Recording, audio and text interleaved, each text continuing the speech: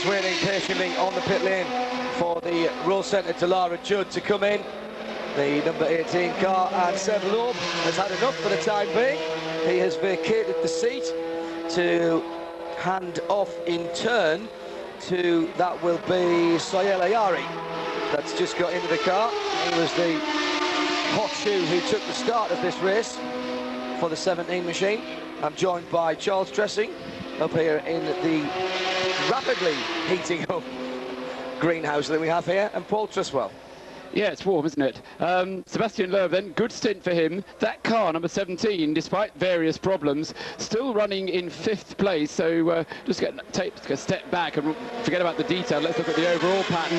Audi, Pescarolo, Audi, Pescarolo, and then the Zytek still running. It's had some more problems. It's had a couple of longer pit stops, only a little bit, 3-minute, 4-minute pit stops, instead of the normal 1.5 minute pit stops. But it's still there, going strongly in 6th place. And then behind that is the GT1 battle that I was referring to a few moments ago, with the Corvette leading 2 Astons, and then the second Corvette in 4th place in the GT1 category. So you've got everything there in the top 10 that you really need. And what have we got? 4.5 hours still to go of this? It's a long race.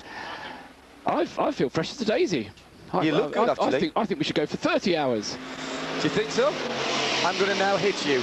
I am here, I'll just, no, you sit still, do what you're doing. I'll go over and throttle Paul. I'll be right back.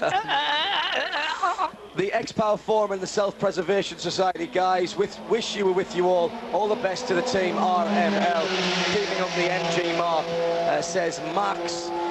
Canada, speed on cable, watching and listening very carefully. Charles, Tech Rouge. I could have sworn I saw a very frail contrail to smoke issue from the back of the Pescarolo as he heads down towards Tech Rouge. Right, we'll keep an eye on that. That is the 17 car. So Ayari just got into that machine and is getting up to speed on his first outlap. Just went past the restaurant. Restaurant, yeah. And he's coming down. Look at this, kilometres an hour, 313. That's what, 180, 190 miles an hour, thereabouts, before he turns into the first chicane. Not to be pedantic, 191.5. Not being pedantic at all. Sebastian Loeb, who is used to driving in difficult conditions, looks not too bad, it has to be said. Extremely fit young man. Rallying now, however, particularly World Championship rallying, I was going to say it's a 9-to-5 job, it's barely that. Most rallies, I suppose 4 or 5 hours of work during the day, over 3 days now. Not like the good old days, eh, Mr. Roller, who's listening upstairs. They just barely go into, never do any nighttime rallying anymore, any of that stuff, I don't know. It's, you know, this is, it's nice, easy stuff. 5, Kiel de Forest, in the dark, no pace, no. Upside down, on fire, no gloves, no lunch. Because that's just the spectators. Yeah, absolutely. How many producers have been upside down and on fire in a rally car? I asked you, how many at Speed Channel? The answer is 1. Jim Roller, he's sitting upstairs at the moment. I've been upside down in a Jaguar. My own Jaguar. Yeah, but that's not a consequence of the activity you were conducting. Warren Hughes was my co-driver in that state. Yeah. At that point. He just didn't realise he was a co-driver. He thought he was a passenger having a nice, gentle drive in a Jaguar. The headlamp flickering again on JJ Leto's Audi R8, the swan song for the R8. Statistically, Paul, I mean, I can't remember what exactly it is, but I think it started something like 58 or 59 sports car races now, and it's won all bar, I think, 9 or 10 of them. Yeah, we'll answer that question a bit later on, but it has been a phenomenally successful car, and I just hope that it gets remembered in the right way somehow. You know, nowadays we look back at Porsche 917s, we look back at 962s, you know, we say, oh yeah, that was a classic era, and I hope we kind of look back on this era as a classic era, rather than saying, oh, that was a dip era in the history of sports car racing. You know, it's funny, Paul, I've always thought about that, and Jim Roller has this wonderful saying, it is, there's no asterisk in the book, because after about a decade or so, people forget what was. Who won this race in 1993? Peugeot, the 905. People forget how few cars were here. People thought it was the end of sports car racing. People were wrong. Labra Competition 550 in the pit box there. And here's an interesting interesting question, and I'm going to quickly throw it to you, Charles. Yes. Tony from El Ria in Ohio. El Ria, Ohio. Says, Elyria, actually. Elyria. Have any NASCAR regulars ever raced at Le Mans? I know it's difficult since NASCAR Cup races simultaneously, but perhaps some retired drivers have been here. Well, I'll tell you one of the first ones was Fireball Roberts in 1958, brought here by Bill France himself. In I think this is, I stand to be corrected, and the guys over at Daily Sports Car can look this up, but there was one year, 66, 67, or 76, 77, I think there was a class for NASCAR stock cars here. Really? And there was a Dodge Superbird, or that was a Plymouth, a Dodge Daytona, and a Ford Torino raced here during those years. And that was what Paul would call a down period at Le Mans. I think you probably would have seen Dale Earnhardt here had he not met an untimely demise. We were meant to. He was signed up to come with his son in a Corvette. The year that he sadly lost his life. Did Bobby Allenson race here? I'm pretty sure that he raced here at a BMW. I know he raced at Watkins Glen in the 6 hour at a BMW. How's this for co-drivers? BMW 320, Hans Stuck, Benny Parsons. Oh.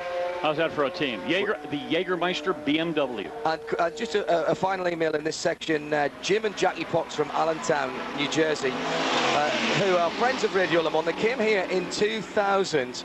They were the winners of a GM Le Mans trip raffled through the Corvette Museum. He says, it's great to listen to us. I still have the blue Radio Le Mans cap I was given and often wear it proudly to racing events here in the States. This year it went to the Rolex 24 Hours of Daytona with me. I wish I'd seen you wearing that because I would have walked up and said hello. That was great stuff. Because we were there, Graham, weren't we, at the Rolex this year? We certainly were. I was there last year as well. Yes. And boy, did that rain. We don't have any chance of rain today. No, what we do have is the GT2 leader. This is the number 71. Blue and silver BAM and Alex Job racing car. It's Mark Lieb has just vacated the seat, handing it back to Mike Rockenfeller. It sounds as though the car just stalled for a second. Yep, there he goes. Trouble for one of the Pescarolos. It's the 17 car. Soyela Yari once again has hit trouble in that car. Remember, he hit Scott Sellers very hard. He's lost the rear wing now. Was that cause or effect? We don't know. He's got some damage right side as well. And that car, he's going awfully quickly in such a damaged car there, Paul. He is, isn't he? He knows it's important and it's worth, you could suggest, taking the risk because there's almost nothing to lose with this car now. It's a bit down, isn't it, at the right-hand corner, which makes you think he might have punctured a tyre somewhere. The front left looking to be lifting a little bit. Here's a replay, John. First chicane, turns in right-handed, clips the curb. Oh, he's just took too much speed in. The car didn't want to turn in, and he's gone straight on. And the gravel trap not really doing its job. Bang! He hits the wall very hard indeed, and he knows straight away the hands are off the wheel in a gesture of frustration. And he was doing that yesterday, trying to really rattle the curb, coming in on the right-hander to that first chicane. It's very, very bumpy there, even if you drive it in a road car, Charles. It's awful. This place is like a billiard table until you get there, and then suddenly all the rules change. And there's actually ripples in the surface between... It's a public road, truck. He's absolutely... Sebastian Loeb is saying exactly what I'm saying, is you turn in and then it gets really ripply and it just pushes straight on and bounces, and you could see him jiggling his hands to say that he was basically just getting terminal understeer. Meantime, the Aston Martin number 58, the third-placed car in GT1, is in with Thomas Enger at the wheel. We're still waiting for Soyela Yari to come back. He's at Indianapolis at the moment and gets passed, ironically, by one of the Audis. That will have been Emmanuel Pirot that went by, and it was. And that means Emmanuel Pirot is another lap further away up the road, and that car looks particularly second-hand at the moment. Remember, we've seen these cars having the steering straightened in the past, and once again there's some steering damage there. It seems as though these cars can't take, in fact it was that car that Soyela Yari was in when he clouted the Penos at Arnage early part of the race and bent one of the steering arms. And again, it's exactly the same. He's having to put left-hand lock on, so the steering components not as they should be. As far as the GT1 battle is concerned, after that pit stop from the Aston Martin, it's now very nearly a lap between the leading Corvette and the last Corvette. So they're all on the same lap, but it's really stretched out. So they're all on the same lap, but spread across the 3.5 or nearly 4 minutes that separate them. But the way that GT1 battle has just gone on and on and on, and as I say, they're all still there on the same lap, very close together indeed. Ooh, I think we need to just take a little, really take just a little breath to look to see what we've got on the track. JJ Leto still leads. 300 laps is completed. 298 for Collard in second place. 350 for JJ last time around. 338 for Collard. So that was a catching traffic in the middle of the Porsche curves kind of lap for JJ Leto. Emmanuel Pirro in third, 294 laps completed, 347 last time around. And the Stefan Johansson Audi in fourth place, that's the number 4 PlayStation car, 344.7. Now, for those of you here at Le Mans, the finals of the Le Mans European Championships, or the European Championships for Sony PlayStation 4, are actually underway in the village at the moment on the PlayStation stage. So if you can tear yourself away from the track, go and support Arthur, who's our English representative, British representative, and cheer him on, because there's a big prize up for grabs in that. And we'll have Henry Hope Frost talking about that a little bit later on. But Sayel Ayari rather sheepishly has brought that car onto the pit lane, and Graham Tyler is with the number 17 Pescarolo as the man himself stalks around the front of the car. Graham having a rather disenchanted look at the handiwork of young Ayari. Yeah, he's done an awful lot of damage to this car, John. We're not going to be able to get anywhere near it. The whole pit is instantly roped off by the French marshals. They're not going to let anybody in or near this garage. Doesn't matter if you've got a TV camera, a microphone or anything, you're not getting near it. So Sayel Ayari has brought the car in. I might just nip around the other side and see if I can have a word in the other garage. There's usually more than one way to skin a cat in this business. Good man. Henri is indeed leaping up and down on the other side, and I'm being ushered out of this garage as well, but we won't stand for that. We'll just go further near the back where they won't see me. The back bodywork is coming off. Oh yes, that's not right at all. The right rear suspension looks to be collapsed. This is going to be a big fix, gentlemen. It's going to be a big fix. Yes, we'll keep our eye on that. We'll be doing our race update shortly. We're waiting for an update from Henry, a sports update from up at PlayStation, actually. And Steve Packham says, what is the name of that song that you play when you're doing the race updates, the guitar bit? I can't think of it for the life of me. It is The Cult, of course. So if you're a Cult fan, you'll know that bit of tune, and it's the instrumental break. Let's just take a small break. The hourly updates are brought to you by Audi, celebrating 25 years of Quattro.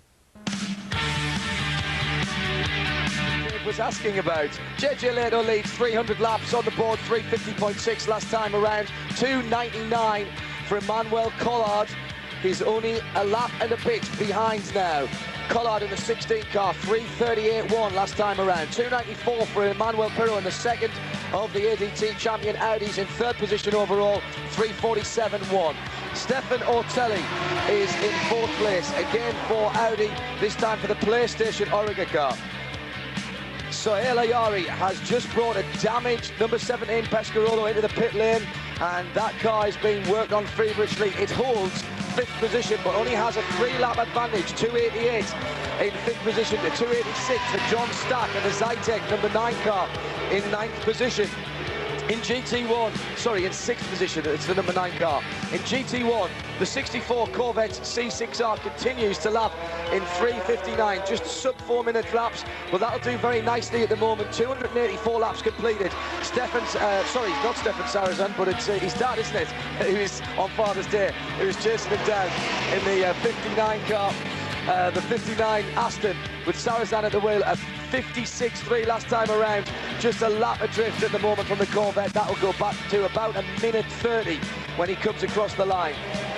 The Corvette of Ron Fellows is in third position in GT1 at the moment, so we've gone back to the club sandwich formation with Corvette Aston because Pedro Lamy on the same lap as Fellows is in 4th place in GT1. In GT2, the 71 Porsche with Mike Rockefeller back at the wheel continues to lead the category.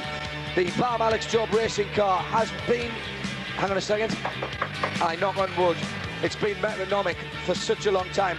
Patrick Long is in 2nd place, and that's been the same for some time, with White Lightning Racing 2nd place for their GT2 Porsche. In 3rd place in GT2, it's another Porsche, of course, and it is the 76 Narak car, and that again has been fairly static for quite some time. In LMP, I'm sorry, no, it's not. It's Van Overbeck in the Lizards. I've missed them out at the very top in 17th position overall. I've probably been panicking then when I've been doing the updates. The Flying Lizards, number 80, still in 3rd position.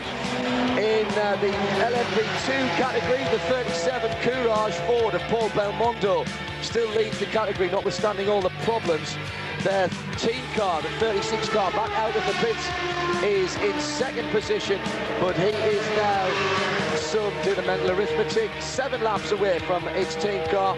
A further lap behind, but still circulating, the Lola MG of RML, the 25 car, 240 laps, 47 laps completed, in 3rd place in LMP2, and that's the hourly update at 25 minutes to midday here in France. Audi, Vorsprung durch Technik. Blow by blow, minute by minute. Full coverage and all the news with a great mix of classic music tracks, complete listening entertainment and information. There is no other. Radio Le Mans, 91.2 FM. As out goes the Pescarolo, and that's the 16 car. Collard came into the pit lane for his pit stop and stayed in the car. Yeah, exactly. So he got himself up so that he was precious little. It was about a lap and a quarter behind JJ before he came into the pits there. And you know, we haven't. It was not midday yet, is it? So Chuck, I think you saying it was going to get into 2nd place by midday. No, I said if all other things remained equal, which they never do. Exactly. That was the schedule.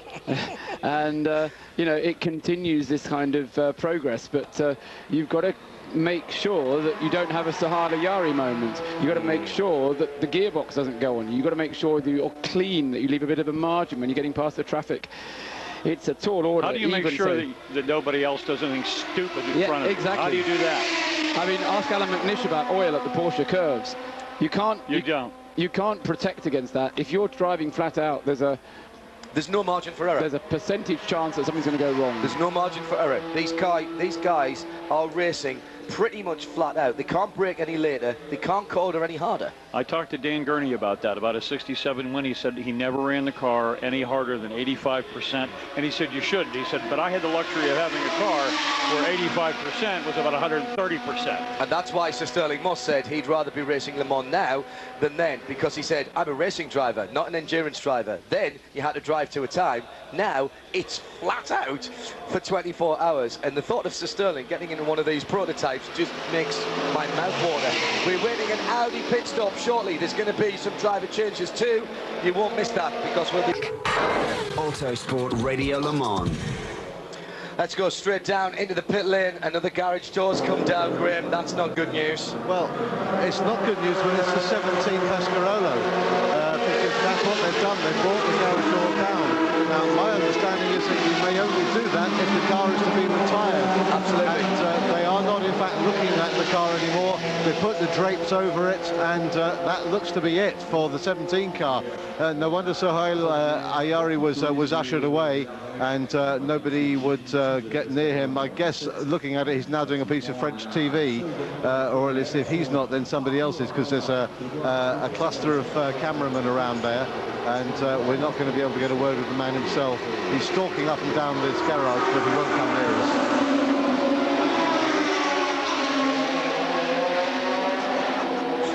Graham Tyler in the Deutsche Bank X-Markets pit lane. Sohail Ayari going off at the first chicane on the Mulsanne, and looks like game over for the PlayStation-sponsored Pescarolo. Well, yes, and isn't it an interesting echo of the first problem that the PlayStation Pescarolo had was from Sahala Yari as well. He's a quick driver, but I thought his bull in a china shop days were over, Paul, to be honest. I really did. I don't know, I mean, he's a young man, isn't he? I mean, how old is he? He's a hard charger, X3000 champion. Exactly, and he knows what winning is about, but he maybe doesn't understand. Oh, he's 35 now. I didn't realise he was as old as that. Not in his mind. And not the way he drives, but that can be said about a number of them. Exactly. And, into the pit lane comes the lead. Oh, no, he's not in the pit lane, my apologies. Out of the Ford. No, he is in the pit lane. Good heavens, that's more like it. I was just saying a bit earlier on that nobody was really racing into the pit lane. JJ Leto makes a liar out of me and comes in broadside through the right-handed part and then the left-handed part of the pit lane, which sort of apes the shape of the Ford. Now, he's got all of his headlights on now, but please, Mr. Pit Lane Marshal, do look at that as he comes in. He stops. He's taken whatever life was left in the rear Michelins out as he throttled up the twin-turbo Audi V8 coming into the pit lane and then got hard on the brakes. He's down on his pit. He's hit his marks. He's already out of his car. The fly screen, which is so important to the driver because it just deflects the air just enough over the top of the helmet to stop all that buffeting that you'd normally see. And drivers not required to wear hands devices by ACO. JJ's been in that car for 3.5 hours. I haven't just realised how when he got into it. He got into the car, he took it over from Tom Christensen just after 8 o'clock this morning. It's now 2:45 midday, so 3.5 hours. And the headlights are on. The headlights are on. All three headlights are on the car, so there was no problem from the marshal. And out goes Marco Werner, who has taken over that car. Yeah, no requirement for hands, head and neck restraints, Charles. And it's not a European invention either. So it's not part of the culture here either. Straight back down to the pit lane. Graham Tyler with JJ Leto. Yeah, we're going to have a quick word with JJ while he's wiping down. JJ, 3.5 hours in the car. Was it that little? Oh, the master understatement. You should see the smile. Well, it was tough, I tell you. You know, it's just we started the stint and I had a little flat spot on the front tire. Well, little. We had to change it. There was some oil at the end of Mulsanne and I just hit the brakes at the same time and got the flat spot on the first stint. So then we changed the tires and I thought, okay, I have to triple stint them. But they said, okay, no, you did 4. So that was a lot of work. Not so easy towards the end. Tires were going down a lot and you know, fight is very, very hard at the moment. I mean, speed-wise we can't compete, but you know, reliability, just to see how everything goes. I think the last time I saw you sit in the car for that long here was in 1995. Conditions are a little different today. Yeah, it's a little bit different. Yeah, it's a little bit more sunny, I guess, today. And otherwise, race is a race, you know. It's every year it's the same. Lots of hassle and hard work. You've got this PlayStation Pescarolo car trying to chase you down. I notice your lap board, your marker boards are now being shown as 1.x laps behind. Yeah, that's it. It's about 1.5 laps right now. It's 12 o'clock, 4 hours to go more or less. If everything goes well, new tires, guys needs to push. They need to push really hard now. We will see. You never know. Somebody gets a puncture, something happens. It can turn one way or the other. As the heat comes up, have Michelin got something right for you to keep the car fast? Well, it's not that hard. The track is on a pretty good shape. There's a couple of dirty corners and a lot of stones, so you need to be a little bit careful. But there's more rubber on the track, so you can manage with different tires. No problem. There's no one tire you need to have now. Thanks, JJ, from the Deutsche Bank X Markets pit lane. Back to the tribune. Thank you, Graham Tyler. Yeah, you took the words out of my mouth. Very reminiscent of 95, wasn't it? Paul Trustwell. Yeah, one of the marvellous things about being on Radio Le Mans is that you can actually listen to every interview that we get. And I mean, the ability to talk to a driver immediately after he's got out of the car not only gives you an insight into what's happened, but it also gives you a brilliant insight into the driver himself, doesn't it? I mean, you really did get a feeling of how JJ feels about his racing, how he feels about this race. We had the interview earlier on with Christensen when they found themselves in the lead and he suddenly realised what a big thing he had to lose. And again, JJ there, it was as if he stated it. The team are telling him what tyres he's going to use and for how long he's going to use them, and how tough it is, and it's always tough. And he realises that this isn't a foregone conclusion. Just because he's got a lead of a lap and a half with 4 hours to go, this is by no means a foregone conclusion. And the Pescarolo is continuing to lap at 4 or 5 seconds a lap faster than the Audi, and that's going to keep it on schedule to catch up with the Audi in about the last hour of the race. So we've really got to stay with this one. Don't go home early. If you've got a flight to catch, see if you can work out the flight of travel insurance and miss it or something, because this is one of those Le Mans, a bit like last year, where it's going to go right down to the wire. The timing is just about perfect. Yeah, things come off of here. We've got Charles has managed to break our fan, so we've got a bit of an off ourselves. Temperatures are rising in the booth as well as out on the track. We've got an overheating. No, we can't retire, John. We don't have that option. No, we don't have that. No, we can't pull down the commentary box door and decide it's all over. We've had a big failure on the electric fan here. We've lost drive. You've got no drive. Roger's here to have a look at it. We may lose positions, but I think we'll be back out in a little while. Worry not, dear listener. It's Autosport Radio Le Mans for 2005. See the things we have to go through. Wondering about the Dodge Viper program and their absence. They were so strong in past years. Says who? Hasn't given me a name. GT4090 in Brandon Hicks in Ellenwood, Georgia. Well, of course, the Orica team was so dominant with Viper, Brandon, but the new Viper has gone into Speed World Challenge, another series you can see on Speed TV, and as yet no one has built a GT version of that car, which, I mean, Olivier Beretta, particularly one of the drivers who just cleaned up, didn't they, in top quality sports car racing, and there's still 1 or 2 of them running. There's still the Car Sport Viper runs in the LMS, there's 1 or 2 still running the FIA GTs. From down under, Toby's in Sydney says, listening to the race and wishing I was there. I was there last year and can't believe how good the coverage sounds all the way down under. Makes the hair stand up on the back of my neck every time a car pulls away. Very little coverage on TV down here, despite David Brabham flying the Aussie colours, not even a mention in the papers. Most of the front page taken up by our terrible cricket team. I'd like to say I was sorry about that, Toby, but I can't, unfortunately. See you there next year, hopefully with a Works Porsche team to keep things interesting, keep up the good work. Now, Alan McNish is out on the pit apron in front of the Audi pit. It's his turn to get back in. He turned some stunning laps in the car earlier on. Down in that area, I think it's Graham Tyler. Graham, are you still at that end of the pit lane? Yes, indeed I am, and I'm shortly to be joined by Emanuele Pirro in the number 2 Audi, which is coming along to the Corvette pit now. He'll start diving into his right and unhook the comms from the helmet. Seatbelts are undone. Alan McNish's considerably smaller frame gets ready to climb in with a fairly bulky seat cushion. In he slides now, almost disappears into the cockpit, so slight of frame is he.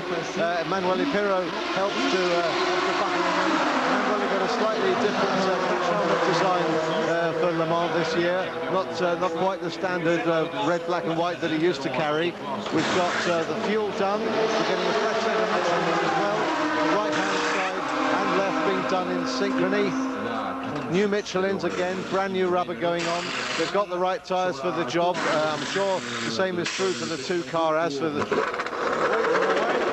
That's Alan McNish leaving.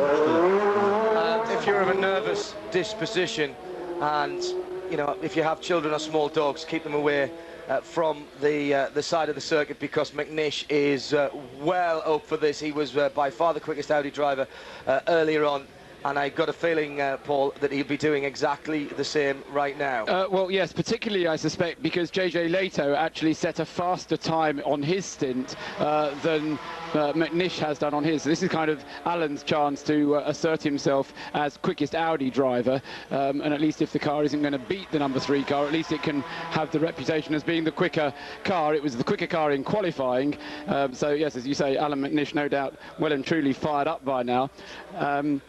just looking down at the battle in GT1 again for a moment, it's still about 1 minute and 10 seconds separating the Corvette from the Aston. But before we go back any further to that, we've got some more news on the Audis from Graham Tyler. Graham. Thank you, Paul. This isn't an urgent one, but Paul, good that you've thrown to me, because it comes back to what you were saying about the time it's going to take the PlayStation Pescarolo to catch up. Last time I looked across at the board, and I mentioned this to JJ in the interview, that they're now marking the gap between his car and the chasing Pescarolo as 1.x laps. It was 1.65. That number shown to Marco this time round is now 1.3. So it is shrinking rapidly, as you suggested that it would. Finally, before I let you get back in, we've got the number 4 car due. It's Graham Tyler as part of the Deutsche Bank Radio Le Mans, Deutsche Bank X-Markets Radio Le Mans pit lane team. Now, I'll remind you that in just under 10 minutes' time, we will be rejoining your usual Speed TV commentators, and Jim Roller was going to tell me it will be Lee Diffie. The Stiffmeister is sitting upstairs, being rubbed down with a damp piece of rhubarb at the moment, making sure that he's ready to go to the checkered flag, and joined by no less than Doshi Schroeder, who will be providing the insight from the driver's perspective. It's a shame we couldn't have persuaded him to actually do a bit of a cookout, because he's very good at that as well. A man of many talents is Mr. Schroeder. They'll be up in about 8 or 10 minutes' time. I'll take the opportunity now, before things explode into action, which I'm sure they will just before we have to hand back, to say thank you very much to all at Speed TV for giving over their airwaves to Radio Le Mans, to the Autosport Radio Le Mans service, for another 4 hours of coverage from the morning session here at Le Mans. Appreciate that it's in the middle of the night for many of the Speed TV listeners. I can't even begin to tell you how many emails we've had from Speed channel viewers, and whilst we've mentioned some of them, it's a fraction, it's barely a tenth of what we have had through the server here to rlm@haynet.com.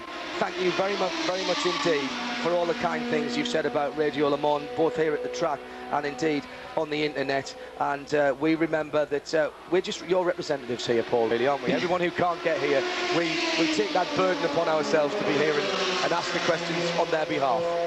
Well, that's right. We do what we can, don't we? And it's same as you lot. I mean, we actually do it because we enjoy it. It's not fun, is it? I mean, well, it is fun. I mean, it'll feel like fun next week when you can look back on it. But there's times of it that it seems a particularly hard graft. But you've got to remember there's people out there who would chop up important parts of their anatomy without any anaesthetic to be standing where you and I are now.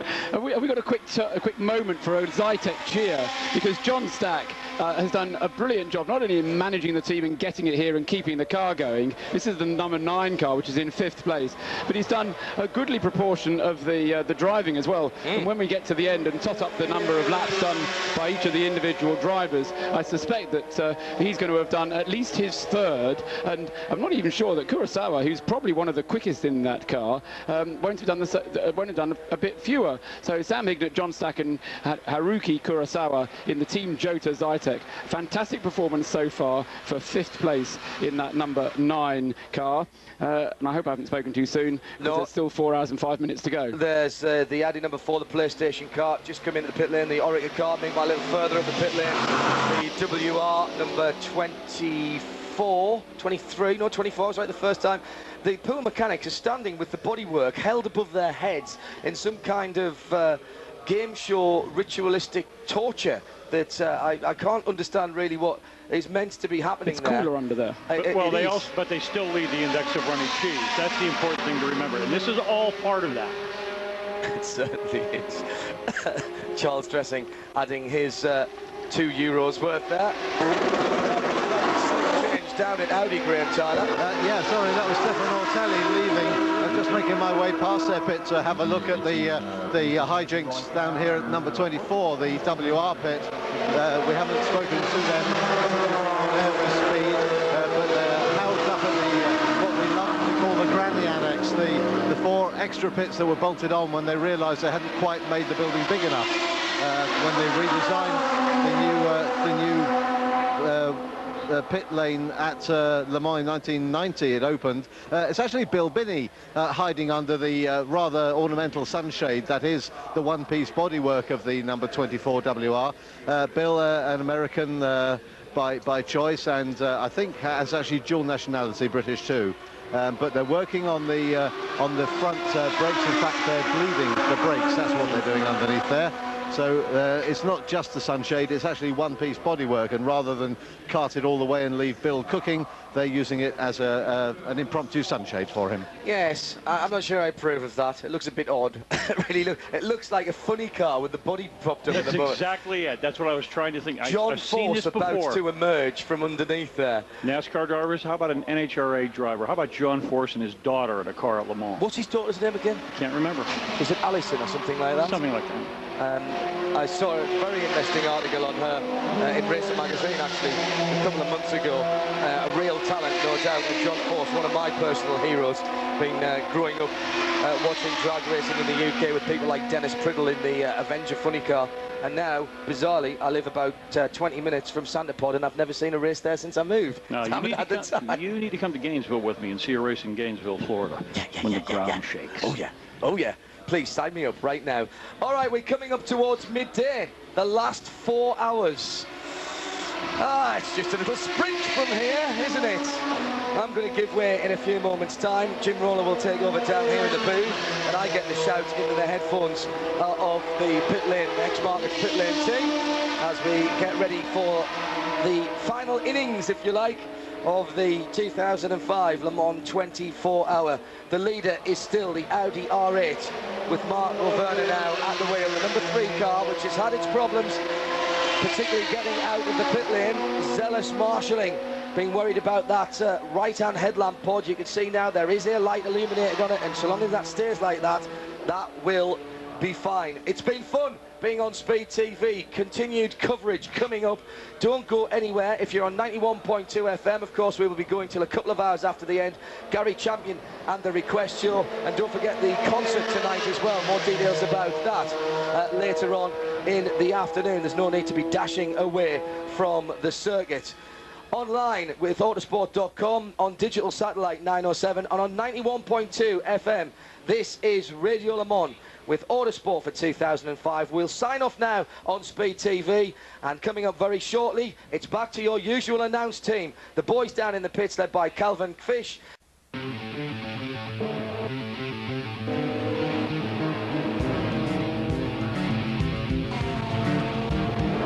my turn to drive, but it's my turn to drive.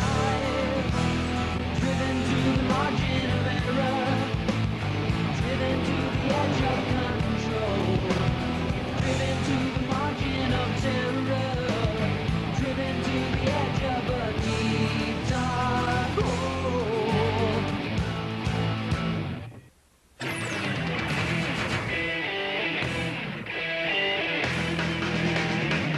We are into the final 4 hours of one of the most exciting 24 hours of Le Mans in history. We said right from the top of the show that it was unpredictable. Who would win? We still cannot answer that question. Welcome everyone to the 73rd running of this iconic sports car event. Lee Diffie and Dorsey Schrader with you here. Calvin Fish, Brian Till down on pit road. It is a steamy, steamy 31 degrees here at Circuit de la Sarthe. That's Celsius. It's in the low 90s Fahrenheit, and these guys are earning their paychecks today. It is still the Audi R8 for ADT champion Audi, the American team of Tom Christensen, JJ Leto and Marco Werner, who lead the way. However, on current pace, the Pescarolo Judd, led by Emmanuel Collard, who won the Rolex 24 at Daytona this year, with Wayne Taylor and Max Angelelli. They are catching him. They are catching the champion Audi team. There is no doubt about that. And the second champion car of Biela, Pirro, McNish, Alan McNish, the Scotsman, is now behind the wheel in third. We've got an American leading the LMP2 class in Rick Sutherland, Didier Andre, and team leader Paul Belmondo. That Courage Ford has held in there nicely ahead of Gosselin, Auger and Sharp. and then we've got Tommy Erdos and the boys from the Ray Malik Limited team. But what about GT1 and GT2? We've got either an American team or an American driver in each of the 4 categories in a lead position. Of course, it's the American factory Corvette team with Gavin, Beretta and Magnussen leading GT1. But I tell you what, Brabs, Sarrazin and Darren Turner are reeling those guys in at a pretty quick pace. And in GT2, it's the Alex Joe BAM combination of Leo Hendry, Mark Lieb and Mike Rockenfeller who lead that class. But here come the Peterson White Lightning boys. They are looking for 3 straight in GT2. We will see that in the next 4 hours if they can get the hat trick. Let's go down, say a very good morning to Calvin Fish. Well, Lee, we have a sensational battle going through many of the classes here, particularly for the overall lead. Champion Racing currently lead with the number 3, driven by Marco Werner right now. Tom Christensen, of course, going for 7 Le Mans victories. Mike Peters is the team manager. Mike, I know you've got a bank of computers back here. You're looking at the sums right now. The Pescarolo has recovered. It's catching you up about 5 seconds per lap. You have a lap and a half lead. How's it going to work out if no one hits trouble from here to the checkered flag? That's the thing. To the end, no one gets in any trouble. It's going to come down to seconds at the finish. Either we're up front or they're up front. It's going to be tight. I know the R8 has been severely handicapped this year, and I'm sure you boys have been pushing hard, but as the pressure really comes on now, do the boys have anything left in hand? Is there any more pace you can find in this car today? The guys are driving 100%, 110% really. They're out there. They're hanging it out there. That's the only shot we've got. And we're in a defend mode at this point rather than a chase mode. We see on the 3 car there's a problem with the lights. When the car's out on the circuit, we only see 3 of the 4 front lights on. We know the marshals have spoken to you about the situation. Try and clarify that for us in terms of if there would be any penalty. Well, the rules state you have to run with 2 headlights.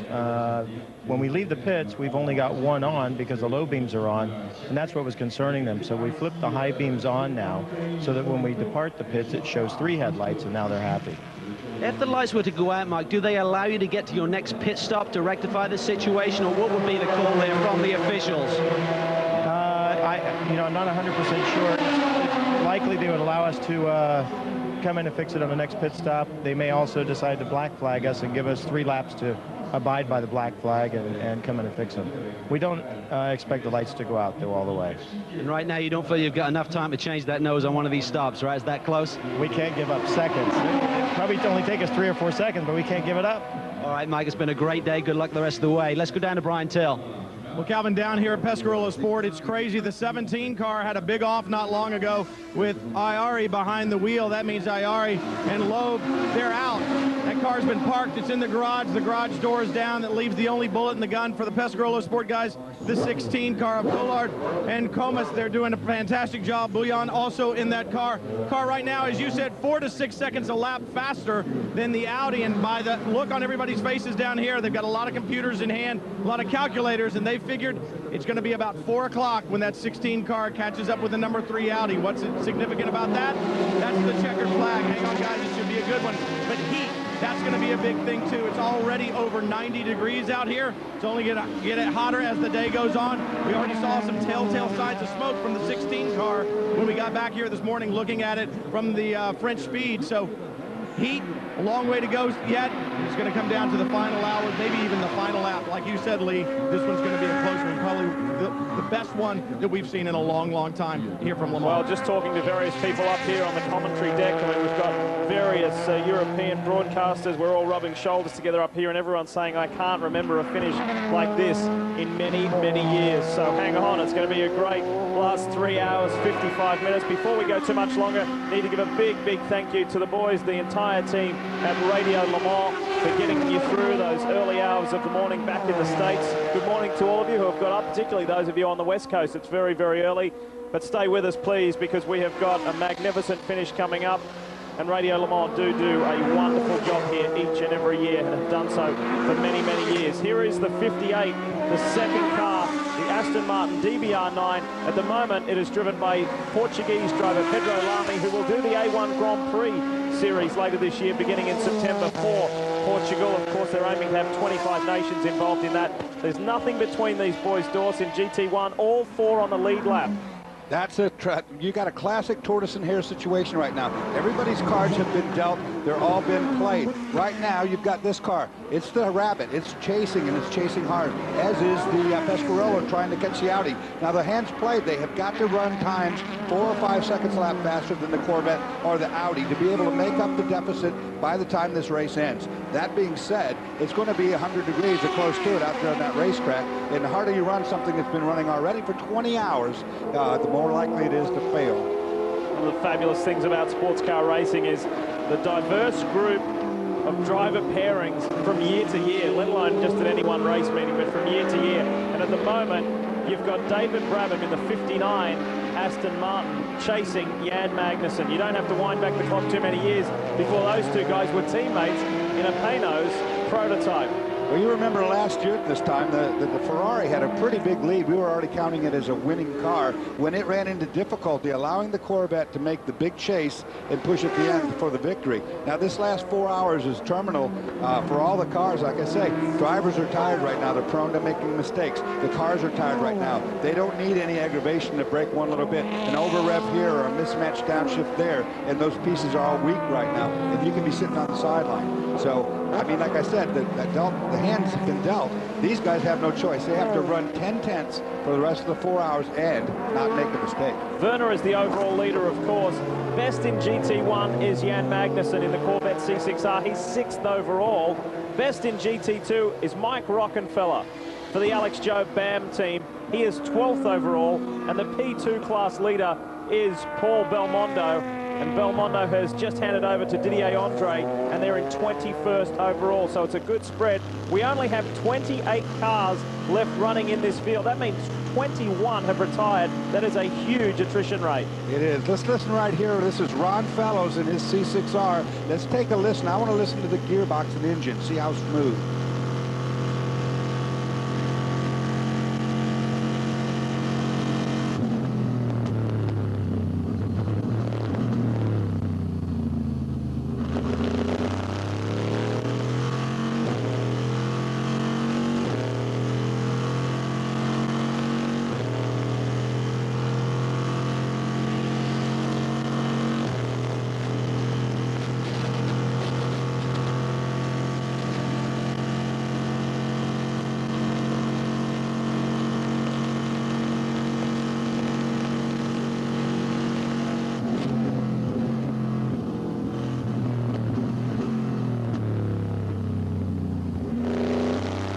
Sounds all very good right there. I didn't hear any problem with the gearbox and the engine. Literally thunders. These people at Arnage having the ground shake right at their feet from the power of that C6R.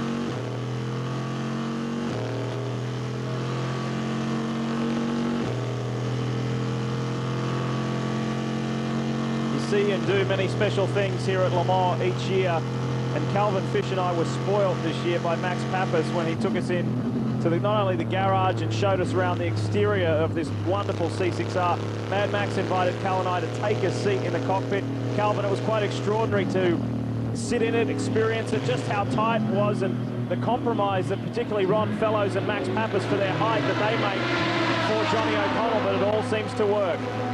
It really does, Lee, and I mean, it's so important there inside the cockpit to make these drivers feel at home, but when you got three drivers of different stature in terms of their height and body size, it's really difficult for the teams to accommodate everyone. So with a good driver lineup, you all have to compromise just that little bit, but there's so much technology in that vet in terms of all of the screen and the dash, all of the displays, all the information that is fed to the driver, really keeping them in tune with the race car, what's going on, what adjustments they need to make. If the temperatures are getting high on a day like we're seeing today, where we've got really strong ambient temperatures here, it really has a harsh effect on the race car itself.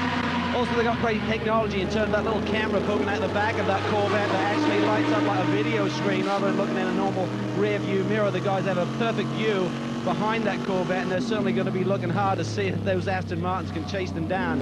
But you're right about the size. It's very tight in there. I mean, you're a pretty small bloke, mate, and I know you don't work out, and even your shoulders were a little pinched there on Max's seat, right? It takes them only 27 seconds to complete a full driver change, and that is something. You know what, Lee, while we were riding with Ron Fellows there, I'm looking from the driver's perspective, looking for little danger signals all around the racetrack, and when he went through the chicane back there, I saw a lot of disturbing things that could take out your tire. Back in the chicane, somebody's gone off and probably had a spin or whatever in the gravel trap, but kept on waded through there, and has distributed all these really razor sharp rocks all around the racetrack. You know, you look back there, it looks like nuggets, actually. Looks like a bunch of gold nuggets out there.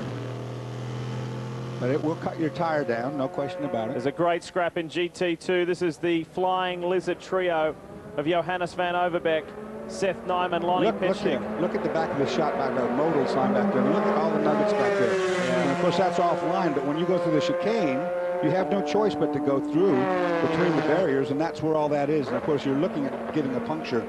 And Ron Fellows and these guys that are used to driving these cars, they'll look for a clean way through that. Boy, it's tight in GT2 with the Porsche boys. Mike Rockenfeller has about a 3-minute lead. That sounds like a lot, but they are on the same lap. The second place gang of Patrick Long, the American Porsche factory driver. It will be a thrilling finish in GT2. Can Tom Christensen get the 7th? We'll find out. At the Michelin 24 Hours of Le Mans, welcome back everyone. Lee Diffie, Dorsey Schrader, Calvin Fish and Brian Till on a thrilling finish to this magnificent event, and this guy's in the hot seat. ALMS champion Marco Werner. He's won Daytona, he's won Sebring, he has never won this event. Can today be the day? And the telling story is this: the time spent in the pits for this car, it's only 28.5 minutes. Look at the 16 Pescarolo Judd, almost an hour, and yet their on-track speed is so brutal that they've been able to reel them in to just a lap behind.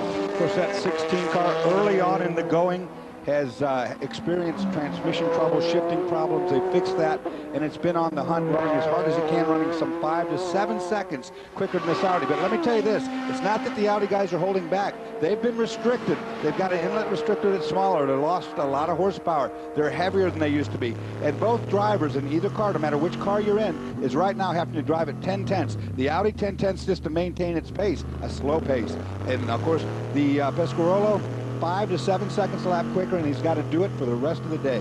In GT1, and we go to GT1 rather than P2 because it's the next highest on the list, 6th and 7th, it's Corvette, it's Magnussen versus the Aston Martin of Brabham. There is only 1 minute 9 seconds in that.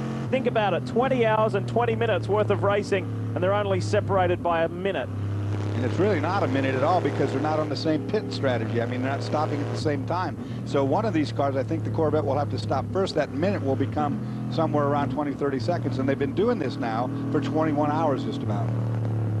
A further 30 seconds in arrears is the second Aston Martin with Pedro Lamy behind the wheel. So both the Astons are still well placed. And Ron Fellows, the Canadian, the multi-time GTS, which is now GT1 American Le Mans Series champion, Sebring winner and Le Mans winner. He sits on the same lap as well, but he is 4th in class. See him running across the curbs here to dodge all those stones.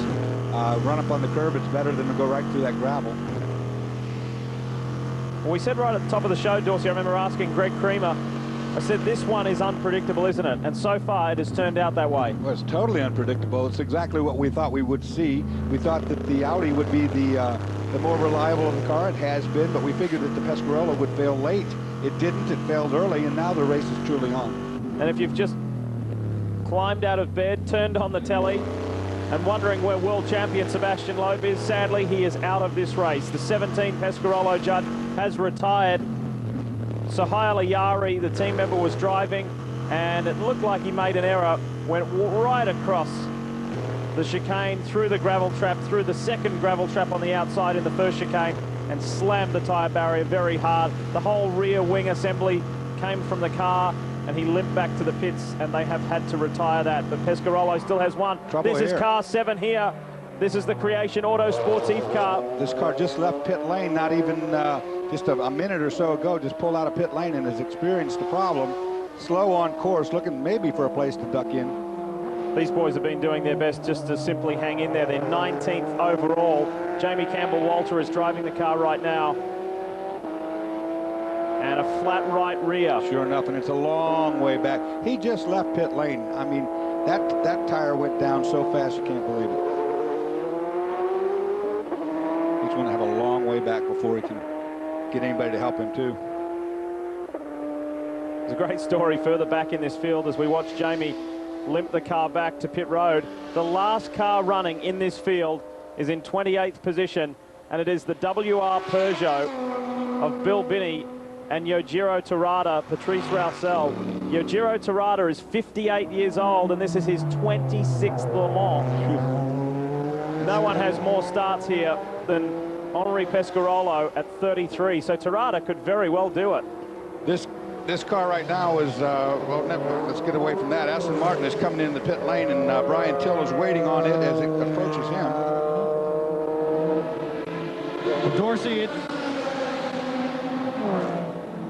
Dorsey, it's a long run down pit lane here at Le Mans. The Aston Martin's down towards the far end. Pedro Lamy is going to stay in the car. It'll be a routine stop.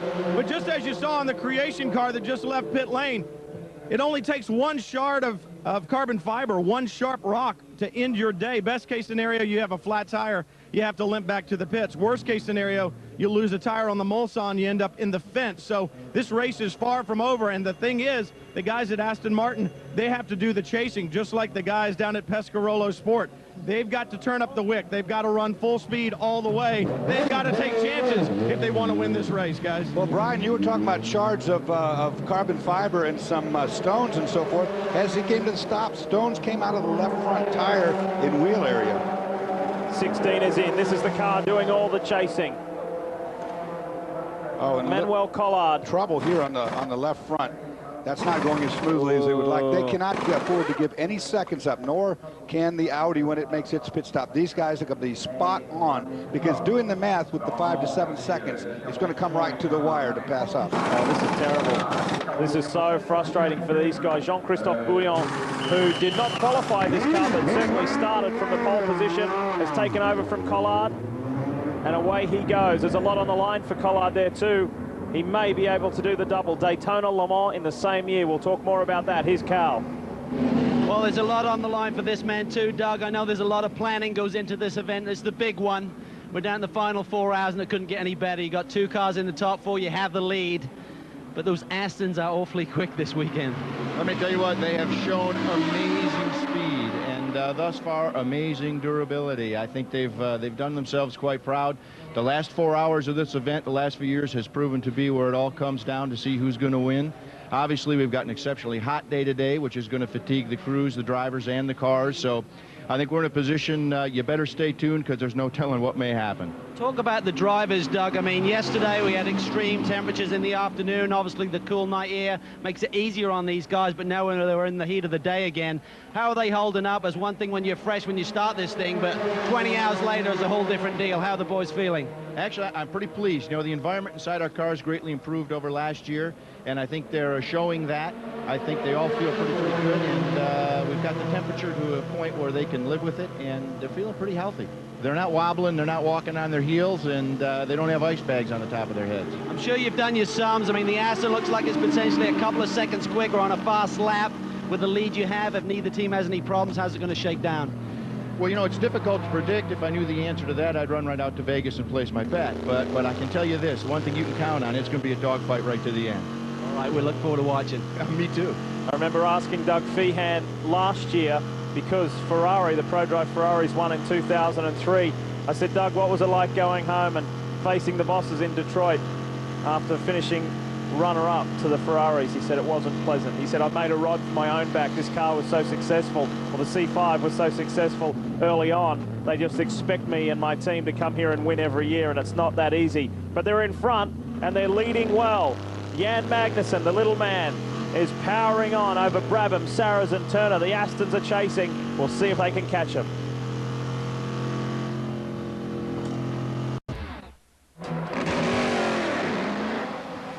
Well, the 3 Audi comes into pit lane. Calvin's there, and here is the man going for 7 Le Mans wins. Tom Christensen climbs on board. This is unscheduled, Lee. They didn't expect the car in this early. They looked at the telemetry. Marco Werner had a tyre going down. Christensen is going to go in because he can go the rest of the way without any penalty. He can take this car to the checkered flag this afternoon as he chases down that remarkable 7th victory here at Les Arcs and 6 in a row. Marco gets him strapped in. It was all business. There was no smiles from Tom Christensen. He realized this one is not going to come easy. The crew go to work changing the tires, one of which does have a slow flat, so he will have a fresh set of Michelins. Will he be able to triple stint? We'll probably see another set of tires on this car before the checkered flag today. All looks good. Car is down. Brett Kettler waits Tom out of the pit box. Good smooth stop for the champion boys. They have been remarkable this weekend. No mistakes in the pits. Great stuff. It is 3 hours and 30 minutes until the checkered flag falls. That means the Dane is in control of his own destiny. And what better way to do it, to be the all-time record setter here and to do it on your own, in your own terms, taking the car to the finish. But that's a long way to go, isn't it? JJ Leto did 3.5 hours. Emanuele Pirro did 3.25 hours. The Audi boys have been doing long stints at Les Arcs this year, but now it's up to Tom to do it for himself, to do it for the team. He can get 7. ADT champion Audi can become the first American team to win overall since 1967. A mistake here for the Oreca Audi. This is very similar to what happened to Emanuele Pirro, but Ortelli has been able to hang on to it. And that's hard to do right there in Les Arcs. You come in, in Arnage, you come down in there and you lock the brakes up, and there's just, you can see nowhere to go. A great save there, but costly nonetheless. Those guys have had their fair share of problems as well. Meanwhile, GT2 leader is in. This is Mike Rockenfeller. Set an incredible pole time. He's teamed with German Mark Lieb and American Leo Hendry. And what a job they have done. Leo Hendry improved his lap times by some 10 seconds over last year. And the lanky German Lieb is set to take over from Rocky. Brian. Well, Lee Rockenfeller gets out, Mark Lieb gets in. As you said, the car showing some signs of the battle that it's done. The right front headlight lens is taped on. Rockenfeller helping Lieb in the car, and you can't say enough. We talked about this earlier, the beginning of the show, about the job that Rockenfeller did in qualifying on these Yokohamas. No qualifying tires. They did it on the hard race tires, and Rockenfeller, a spectacular lap to put this car on pole. It will be a routine stop. Fueler is getting all the fuel in. The engine is shut down. The mechanics cannot go to work until the fuel is in. The fuel is in, the car is up.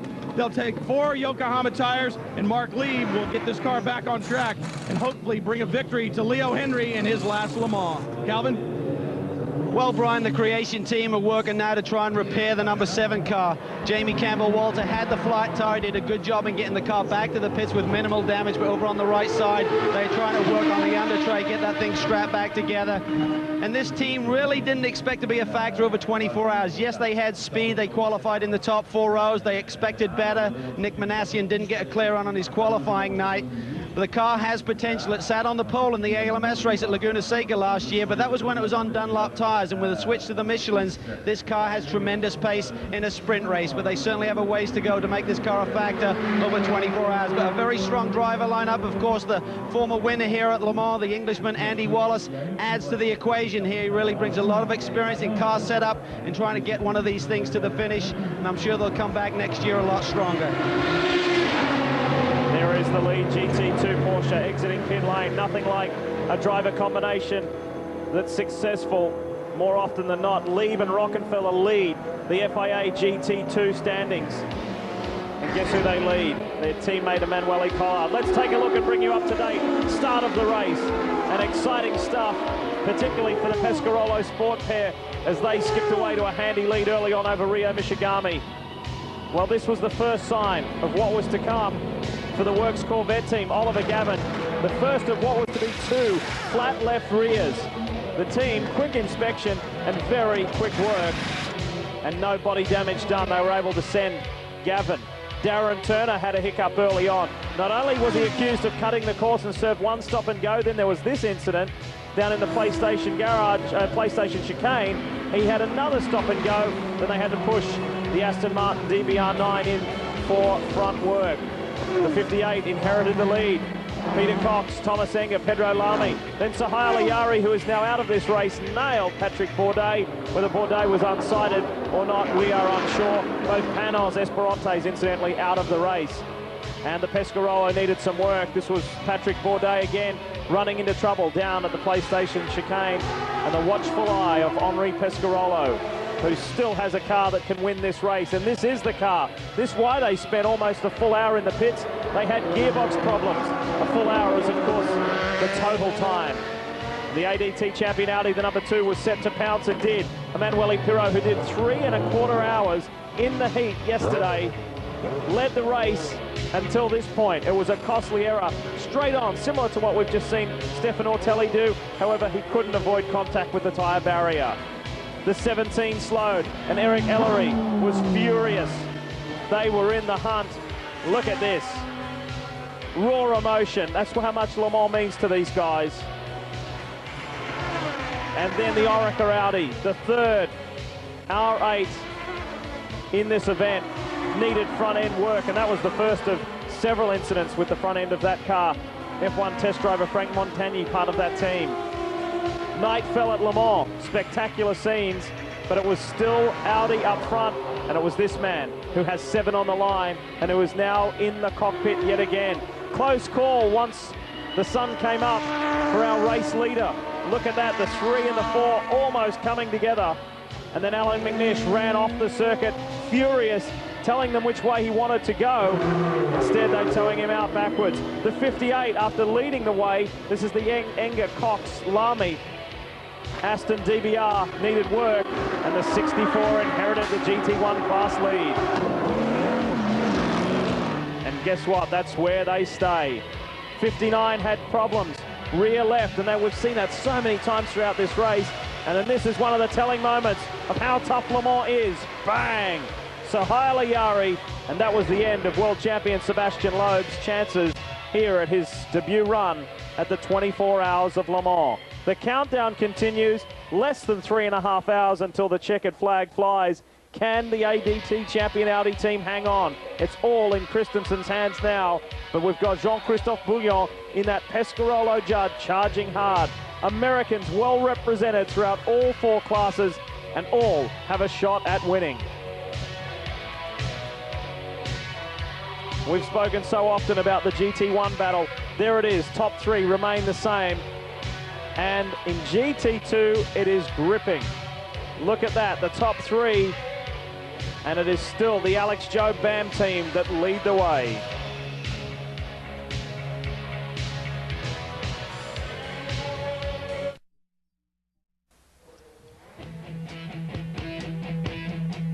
What a fabulous day of motorsport here on Speed Channel. Coming up a little later this afternoon, 1:30 Eastern.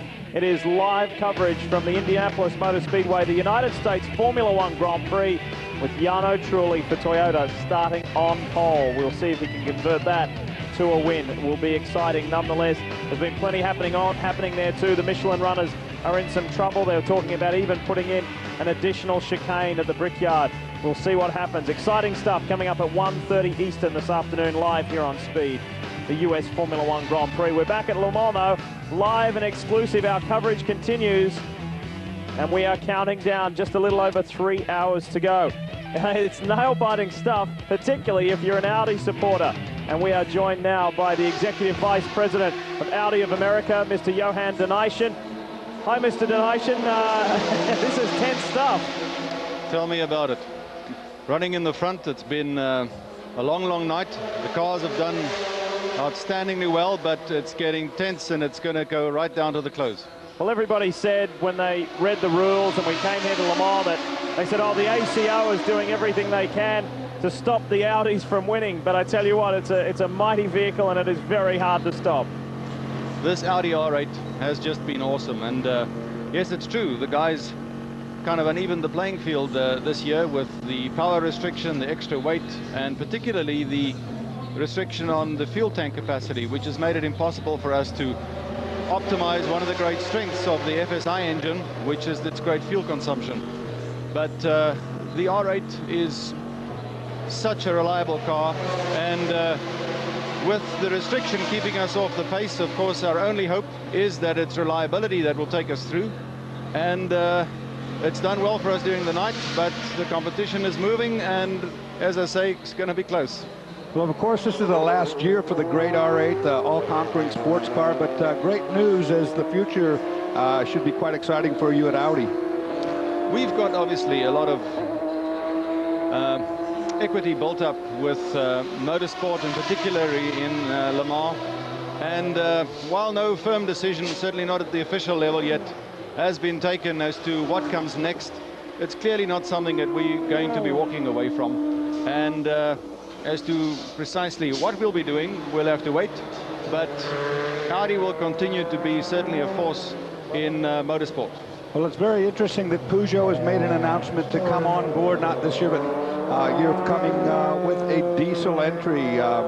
That should be very competitive for you guys. Very interesting. The way that the rules are set up really has opened up some interesting opportunities and possibilities for diesel. Obviously also with the advancement in technologies. It's going to be interesting to see how that vehicle performs.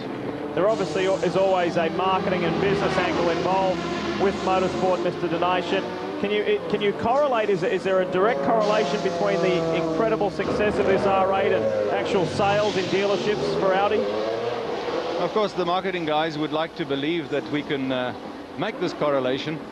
I suppose there's an element of truth also that most of the executives who are in the car business are in this business because we have motor cars and fuel, or whether it's petrol or diesel nowadays, I guess it doesn't matter. We have that in your veins, and we are motorsport enthusiasts, and then we try to rationalize why we are here. But there are a lot of technologies which have found their way into the road cars. FSI is one, and in that sense, race-proven and engineering developments do give ultimately the consumer a benefit, and if the technologies find their way into the cars, it does give you a competitive advantage, and therefore indirectly should support sales. I noticed you said petrol and diesel there. You're not giving anything away about the future, are you? No, not at all. I think we'd raised the Peugeot issue, and it's interesting. All right. And of course, it's no secret that Audi does seem to have a particularly high degree of competence in diesel technology. All right, we'll read between the lines. Thank you very much, Mr. Johan Donation, and good luck. Hopefully your boys can bring it home. Need a bit of that. And Tom Christensen, you could see there in the background while we were talking to Johan Donation, struggling to get by that Ray Malek Limited Lola MG. Dorsey, talk us through these LMP1 class rules here at Le Mans. Well, we're really kind of in a transitional type of year as the P1 cars are changing. We were talking about hybrid cars, and Pescarolo being a hybrid, it's able to run in a role kind of between 2005 and what 2006 will become. It's lighter in its overall weight. It has a larger restrictor, so it makes good horsepower, good straightaway speed, and that's what we've been seeing all along. Ultimately, you know, when we come into 2006, we're going to have a new format. All of these chassis will be then put away in a museum or sold off to an investor or whatever, and all brand new class of car will come out, and it should be a safer car, and they should be back then on the level playing field. Well, this is your overall race leader in GT2. We've got all three American Le Mans Series teams, 1, 2, and 3. Couldn't ask for better than that. Christensen now has a clear run up front, and he still has that one-lap margin over Jean-Christophe Bouillon in the Pescarolo. Well, that car is on the lead lap. It's the sole remaining Pescarolo. It is carrying the hopes of France and Le Mans with it. So much build-up for Henri Pescarolo and his men to win this event. Look at the speed. You're riding on board the Corvette, which is really quick, but not near as fast as that Pescarolo just blasts on by. Watch the Corvette, though, on top-end numbers. It's going to be good. It's going to probably get a little of that back at the end of this long straight. Well, while there is a lot on the line in the prototype category, there is so much on the line for a variety of reasons in GT1, and a man who is right in the middle of that is with Calvin. Indeed, the director of Aston Martin Racing is, of course, Dave Richards. And Dave, what a sensational race we're having here this afternoon. Just over 3 hours left. I know the boys are pushing really hard in these high temperatures that we're seeing. Very difficult for the drivers in the cockpit today, I would imagine. I think that's the most demanding bit. I think we're going to see who the fittest crews are towards the end of today. And fair dues to the Corvette lads. They've kept an incredible steady pace, and nothing appears to have gone wrong. And we've had our ups and downs, and pushing very hard now, so it's going to be a real fight to the wire. I saw on Brab's last pit stop, you were literally pouring ice down his bag and inside the cockpit to give him some kind of relief. I guess the one good thing is when you're focused and you're chasing the lead car down is one thing, but it also takes a lot out of a driver. You've sat beside a lot of great drivers over the years. When you're driving flat out, it's really a different story.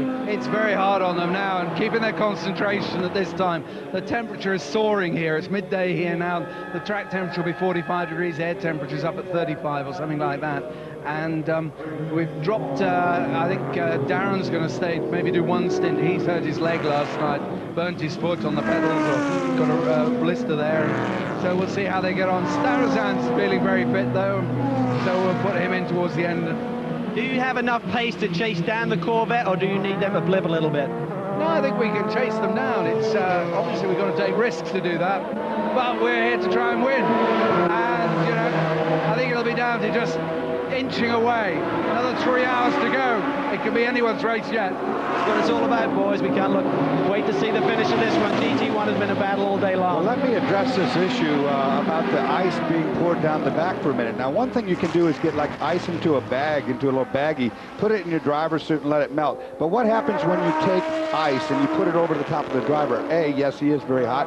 It melts, obviously, cools him off temporarily on the outside anyway, but all that water then collects in his britches, in the long underwear that you wear under these driver suits. Now that will get to be a puddle down on the seat, and the seat is so hot that it will actually boil or steam that water. I know this from a fact. And you will get quite badly burned from, it's a steam burn all around your rear side, as well as you heard him talking about the burn on the foot.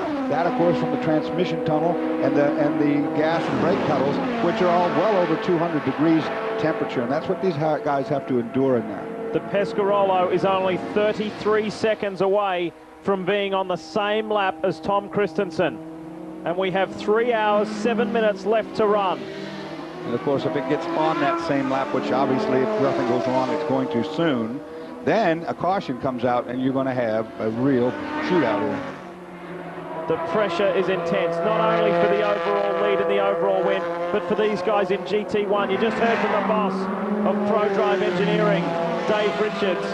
And inside this car is David Brabham, a man who has driven for great British marques, Jaguar, Bentley, and now for Aston Martin. And he is pushing as hard as he possibly can. He also drove for the Panos organisation, and after the break we will talk to the founder of the American Le Mans Series, Dr. Don Panos, and get his thoughts on the 73rd running of the 24 Hours of Le Mans. Stick around, you're live on Speed. We'll have so much more coming up.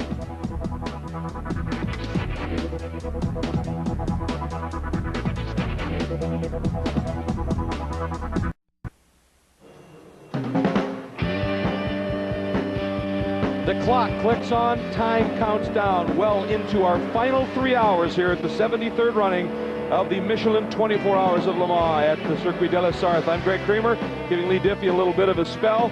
And as we get closer to the end within that 3 hour window, it is getting more and more exciting. One of the big stories is weather. Temperature 92 degrees Fahrenheit and predicted to go up yet a bit. Humidity feels a lot more than that 45%. Calm winds and just hot, hot, hot, just like the song says, for the next couple of hours.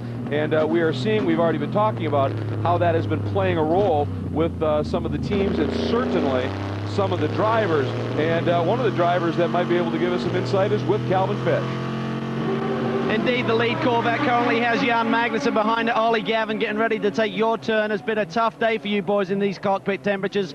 How's the 65 car going? Can you hang on to this lead today?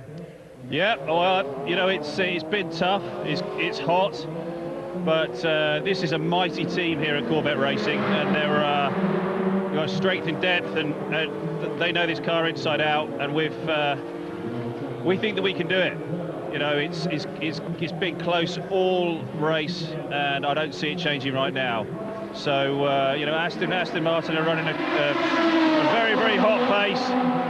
That last pit stop that they just had was unscheduled, so we're not sure whether there's something up with their car, what's going on, but there's not so many people on the pit wall now. I think they might all be inside having a bit of a conflab. So you never really know what George has got up his sleeve at ProDrive, but you know, we're just going to stick to our game plan. I'm in next, I'm going to do a double, and then I think Jan is going to be in to finish. But I just want to say hi to Tom McCabe. I know he's watching back in Rhode Island.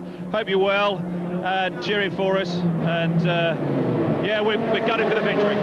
We understand with the Brabham situation there on the pit stop, it looked like it cramped up. That was the unscheduled stop there, so maybe the car is okay. But Olivier Barretto, one of your teammates, has had problems during the race. Is he going to be seeing any action today? How's he feeling? Olivier's back at the hospitality, getting a drip, and he's having some massage on his foot. His foot's been very sore.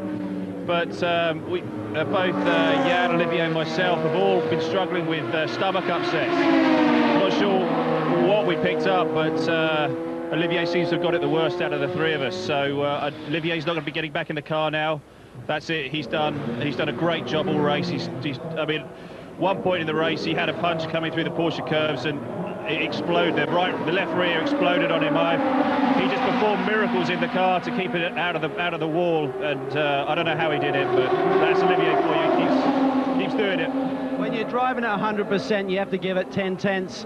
Oliver, does that take more out of you, or does it allow you to just keep focused and not think about how hard it is inside the car?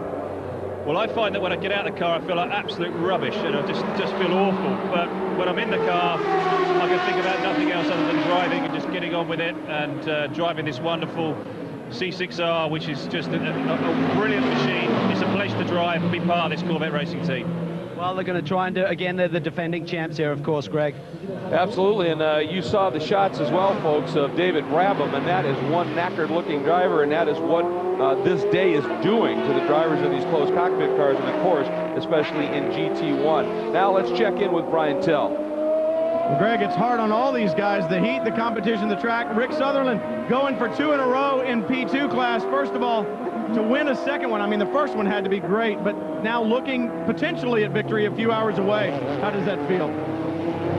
Well, I can't really feel anything right now. We're still, well over 2 hours to go, and it's just, you can't count the Lola out right now. It's only 6 laps behind us. Probably less than a half an hour. So, we're not counting any chickens at this point. Well, I know the car's been in and out of the garage all night long. It has not been easy for you guys to lead. What have the problems been? Well, we had a couple of problems, relatively minor, but just little things that were sort of nagging away. And yeah, we had to push the car in and out quite a few times. But the Belmondo Racing mechanics have done an amazing job. They've kept the Gulf Ford going all night. These guys have just, they're the real endurance guys here. They're up the entire time. They've fixed every little problem that's come along, and my hat's really off to this team. They've done a great job. Well, they have done a great job, and as we said about P2 before, it seems to be the class that nobody wants to win. All you got to do is work on these cars. Calvin? Well, indeed, they have to work on the cars. They have to work on the drivers in these conditions. David Brabham, you look absolutely white, mate. I know you got your feet in a bucket there. Look like you cramped up there on that last stint. Yeah, I've never experienced anything like this in my life. It's just so incredibly hot in that car at the moment. And my right leg just cramped up, seized up. I couldn't do anything with it, so I just had to come in and change driver. It's just way too hot out there at the moment. When you're in the car, though, I mean, the adrenaline is flowing. You've got a big race on your hands here. I mean, you all want to be in this position. Final couple of hours of Le Mans, it must be very frustrating to have to get out of the car. Yeah, it is. I mean, we've obviously got quite a battle on. There's not that much left to go on the race, so, that part of it's really enjoyable. What's not enjoyable is suffering in this heat. It's terrible. Dorsey, you've been there before. Front engine cars, they just get that heat soak, and it makes for a long day for these drivers. All these people that want to be race car drivers, I can't stress what you're looking at right there, how uncomfortable, how horrible you feel when you're in that position. I mean, his feet are burnt. That's in an ice bucket right now to do that. He's just completely worn out and knackered, if you will.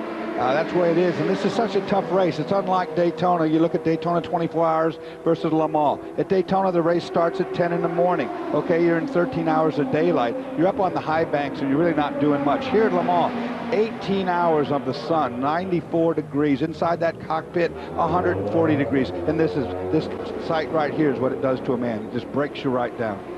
And time and again, we see these images. We think about the people that say, well, are race car drivers truly athletes? Answered. End of story. We are watching one of the great athletes right now. That is number 3, Tom Christensen, on his way perhaps to a record here at Le Mans. 7 wins. We will find out. But it is the pursuit of the Pescarolo coming after him. In GT1, the battle continues as it does in GT2 with the Porsches. Lots to come here at Le Mans.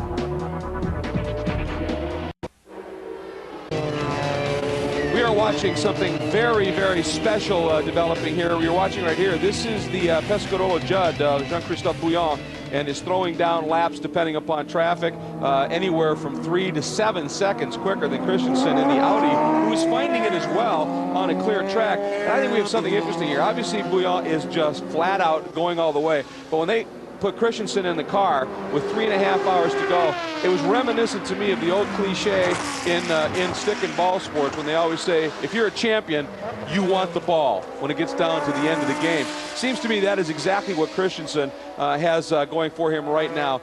He wants it at this point, and this point is exactly now 2.5 hours remaining here at the Circuit de la Sarthe for the 24 Heures du Mans. And here is where we sit. Top 3 in each of our classes. In LMP1, Tom Christensen leads in the Audi, but Bouillon is flying and coming in the number 16 Pescarolo Judd. In third, a few laps back, the team car, and it is in the hands right now of Alan McNish in the number 2 Audi. In LMP2, well, Rick Sutherland, we talked to him along with Belmondo and Didier Andre in the number 37 Courage Ford leads over the Lola MG and the team Courage Ford number 36 in the GT1 division.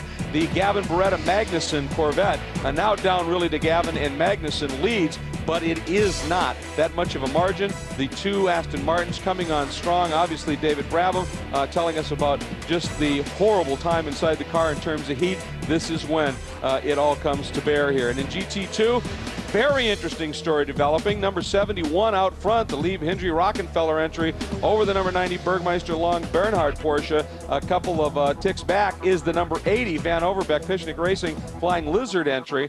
And it is in that class, perhaps, where one of the more interesting stories is starting to develop. For more on that, let's check in with Brian Till. Greg, it's all going to come down to maybe just one extra pit stop for the boys on the 71 team, the Alex Job team. Just spoke to Mike Rockefeller a few minutes ago. He's getting ready to get back in the car. Mark Lieb will bring the car back in one lap for another pit stop. They believe they're going to have to do one extra stop over the 90, the Peterson White Lightning boys, so they've got one extra stop. They also don't know whether Leo Hendry is going to get back in the car, and Leo, a longtime supporter of racing, been to Le Mans several times. He's a great guy, but obviously does not have the pace of the 2 Porsche factory drivers. With the one extra stop that the 71 car will have to do, that should put them nose to tail with the 90 car on the last lap if they continue to run the pace that they're running right now. If Leo gets in the car and the pace falls a little bit, it could hand the victory to the 90 car. So a lot of strategy, a lot of thinking going on down here with Alex Job, trying to decide what they're going to do. We'll have to wait. It'll all come down to just one more pit stop. Andrew?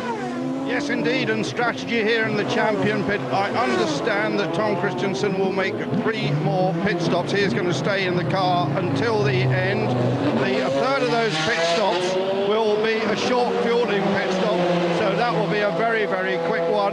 And they will not change tyres at all in any of these pit stops. That's a strategy at the moment that the tyres hang on, and that means they will save 20 seconds, because it takes about 20 seconds to put the actual tyres on. Andrew, so let's go back to the booth. It's going to be close, folks. We have trouble with the 58 car, and that's a big trouble. Flat left rear tire, and he's going to be limping around trying to get to the pit lane. This is a big development this late in the race. This car giving chase to the overall leader, Corvette. And that tire is not going to make it at that speed. The driver's going to have to slow down. If he doesn't, he risks the delamination of the tire. That will take the rear body work and just shred it to bits. Peter Cox behind the wheel of that car right now, sitting 3rd in class, and they had their problems, had a longish stop that had dropped them back just a lap, but they were definitely making up some time and perhaps getting ready to rejoin the battle on the same lap. That has come to naught. This is devastating for this car. And on an 8-mile circuit to have a flat tire, you can't believe how, there goes hard of the tire right there. It's ripped in half. That part's no longer a problem, but now the inner part of the tire that's still left on the rim, is it going to shred apart and kill the bodywork? Right now, that was over the Mulsanne hump, so there's a long, long way to go. That's the Mulsanne corner, so a long time for him yet to be able to get that car around, and of course losing precious time at every tick here as he comes through the Mulsanne corner. Long, long run.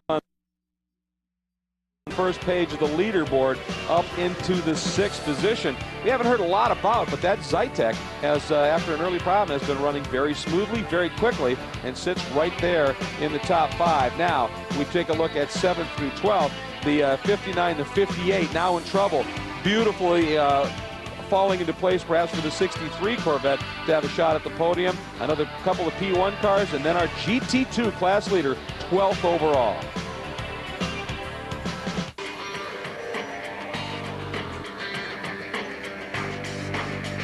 Welcome back once again, everybody. And while we were in break, the number 58 made it into the pits. They changed it out. They had a driver's change. It is away once again. And go back and show you a moment. Now remember, that tire was cut down as what we believe a lot of gravel was falling off the car in some of the shots. And look at the Michelin tire technicians. They want to make sure that that's proprietary. Yeah, he doesn't want anybody to see the Michelin on the sidewall went flat there. You know what, though? I mean, you know, to me, what we've seen from these Michelin tires, I think, is actually a tremendous testament to them. Obviously, no matter how well you build a tire, when it hits gravel, when it hits carbon fiber and shards, it's going to cut. Well, these tires, whenever we've seen them fail, they have not come apart and destroyed the car. They have stayed pretty much intact. They may have lost some of the rubber, and it has fallen off the car, but we've never seen these cars come in with damage. Look at all the gravel on the track right there. That's what you're talking about. Nobody can do anything about punctures. I mean, punctures are a part of the beast, and there's a lot of debris out on this racetrack after 23 hours. That's for sure, 22 hours. So a puncture happens, but you're right. When these tires go down, they really hold their integrity pretty well. We haven't seen them flashing around too bad. Well, and during the stop, Peter Cox is out of the car, and Andrew Marriott has found him. Well, Peter, that was a blow, wasn't it? Yeah, specifically because it was just after the start-finish. And I had to carry all the way around, you know, and we know what kind of speed we can do not to damage the car. But as you can imagine, here it's a long way. So the tire seems to stay up. I mean, didn't do too much damage, and that's partly you, isn't it? Well, yes, because I did it on fasten, but I loosened my belt, so I could look where the tire was. And we know that if the tire is outside, it's not so bad. So I upped up the speed a little bit, but the Aston Martin was running great in the end of the day. I mean, I had good grip, but... Is that all that sharp gravel that gets thrown on? Is it what causes the punctures, the sharp gravel? Sorry, can you say again? What causes the punctures, the sharp gravel thrown off the edges? Yeah, I don't know, there's now quite some gravel on the track. You know, I already tried to stay away of the pink bits anyway. And normally the last 3 years, Thomas and me were doing fine. And now it seems to caught us out as well, you know. So, just shame. Not over yet, Peter. No, I know. Thank you. Chris Neville. Thanks, Andrew. Here with Alex Job. Alex, your car has been running picture perfect. You've led pretty much the entire race in GT2. The car was just in for a pit stop. You've got 2 more stops to go, and the car looks like it's in fantastic condition. What's the strategy to close this out and get the win? Well, we want to just try to keep the pressure on the 90 car and, you know, try to run a pace a little better than them, pick up as much opportunity as possible, but not overwork the 2 guys. You know, they've been driving really hard in long stints, and the 2 young boys are really tired. Talking about just trying to keep these 2 drivers motivated. They're young, they're pretty tired. They've done pretty much the lion's share of this race. I was talking to Rocky before he got in, and he looks pretty whooped out there. How do you keep them motivated? Well, you know, they want to win, and that's great motivation. They're Porsche, you know, works drivers, and they go through a very strict training program. diet. So they're in great physical shape, and they're in very good mental shape. So I don't really have to do that much to motivate them. They're very motivated themselves. Well, right now they're in the best position to get this win, and on that last stop, just a couple pits up, the Peterson White Lightning boys were all out front watching the stop, just making sure everything was going just fine with this car. Nothing illegal was going on, so they're paying close attention to what's going on with this 71 team, just to make sure. We got about 2 hours left in this thing, and they want to get back in the fight. Hey, Chris, you know what used to motivate me? What's that, Doris? Money. I asked Rocky, you know, are you going to get a bonus if you win this thing? He said, you know, I don't know, maybe a fruit basket or something. Oh, we got some yellows on the racetrack. We got some action here, folks. We got debris flag. That's our 16-second in spot, but I don't know what that was I for. think they're cleaning the nuggets off the track where that car went off there is what I'm figuring. Because, but you saw a debris flag. You saw a bunch of corner workers out there covering themselves with waving yellows. I didn't see a car there, Greg. I didn't either, and I think you're right. And of course, the misfortune in racing. Let's take a look here. So you see all the corner workers pushing him to the inside of the racetrack. Go over that way and be cautious. Slow down. We're working here. And track looks pretty clean right there. There's the debris flag, the yellow and red. That's going to be they're oil sweeping. They're certainly sweeping in that area. Yeah, you can see the junk right out there. So we talked about Arnage all the time. Yeah. There's just no room for air to go off there. Well, and you know one thing, the misfortune for one team in racing is often the good fortune for another, and certainly for the number 58 Aston Martin, picking up a cut from one of those is a bad news, but for the number 63 Corvette, those boys may be thinking, hey, there's Velocity Yellow in them there Nuggets, so maybe a shot for the podium. Here's our Mobil 1 race recap here at Le Mans. The Audis running first, third, and fourth. Christensen going for the outright overall wins record. What a story if he gets it. Number 16 Pescarolo from pole back to 16th, now second, and Hunting coming on strong. The 17 Pescarolo is out. 21 cars out of the 50 that started are out of the race here at the 73rd running of the Vancouver du Mans. We'll be right back.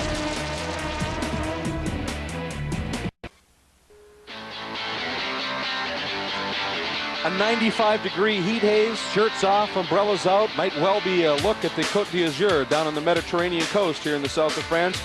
But no, and you pull back just a little bit and you reveal the catch fencing on the outside of the Ford chicane approaching the front straight. This is one of the greatest crowds that this event or any other motoring event has seen here at Le Mans, and they are enjoying an absolutely fabulous show here. Welcome back, everybody, to the Circuit de la Sarthe. And I'll tell you what a race we have unfolding in three of the four classes. It has been absolutely fabulous. And Andrew Marriott, there's one team we haven't spoken much of. We haven't seen a lot of it on the host French feed, but they have been running extremely well for some time, and you're with a couple of their drivers.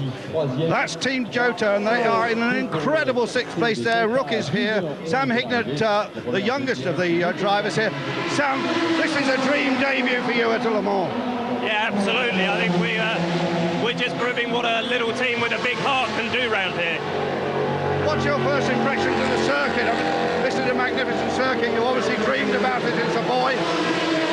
It's an amazing place. The most amazing thing is how often the conditions change. Every lap, somebody else is off or something's happened, so it really does change a lot.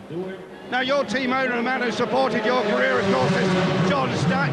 John, this is just a dream for you, I suppose. You come from a little team, you're based on a little farm, and here you are running in sixth place overall, battling with a Corvette. Amazing! Yeah, I mean, it's perhaps a bit beyond our wildest imaginations, but we just want to hold it together and get to the end now, really. And the car has gone very well. You've had one problem with the exhaust, and that's been it. No, we've had our odd teething problems like everybody else, but we seem to get through them, and as I say, we just want to make sure it stays together now to the end.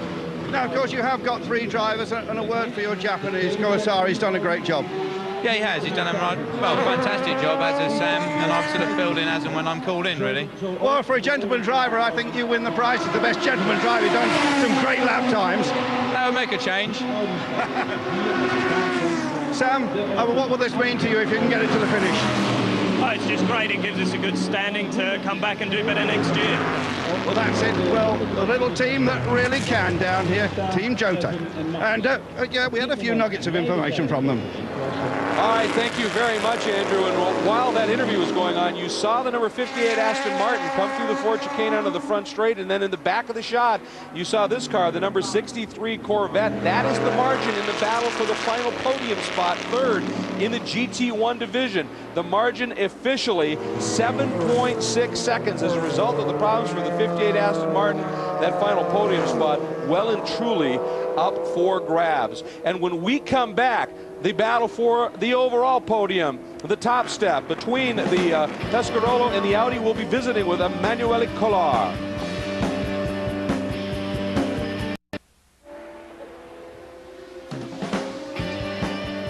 Welcome back to Le Mans. You know, to win one endurance race, one of the great endurance races in the year, is special enough. To win two, and especially Daytona and Le Mans, the two 24-hour ones, incredibly rare. Hurley Haywood did it in 1977, Derek Bell, along with Al Holbert, in '86, and Jan Lammers in 1988. That's it. 4. There is a 5th who has the possibility to make that happen today, and he's standing by with Chris Neville. You boys had some problems early on, and I'm sure you didn't anticipate that you were going to have to run this type of pace. What kind of stress does that put on the car? Yeah, it's quite difficult at the moment for the car because of the weather also. It's very hot, and at the moment the engine temperature is too high. That's why they cleaned all the things, and we don't know what we are going to do the last 2 hours. It's difficult to say at the moment. Just a few months ago, you were running in Daytona. Much the same situation. You were running in the SunTrust car, and you spent most of the race chasing after one of the Crawfords. And in the last 2 hours of the race, that Crawford broke. This is starting to look a little bit deja vu, or at least setting up that type of situation. Yeah, it would be great if it happens again, but the Audi is really reliable, so we never know. Everything can happen the last 30 minutes. Well, like Emmanuel was saying, that last stop, they came in and they spent quite a bit of time cleaning the radiators because the car is starting to overheat a bit. Well, and we often see that can mean a loss of power. And Rick Sutherland alluded to the fact that it's the crews that are the true endurance champs. They put in yeoman duty. They are the true heroes of any endurance race, and we salute them.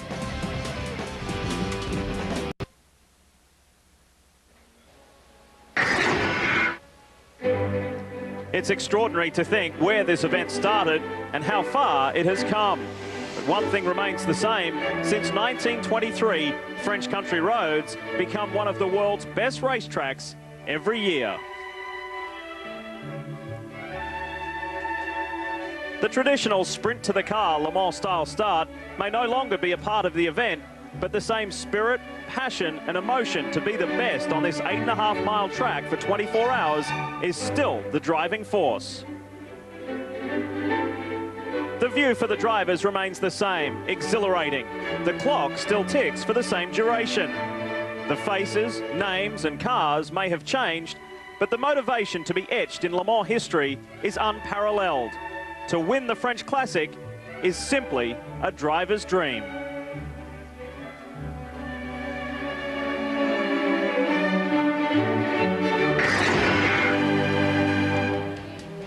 And how far this event has come today is 22 hours, 1 minute and 30 seconds. We are into the final 2 hours of this legendary event in its 73rd running.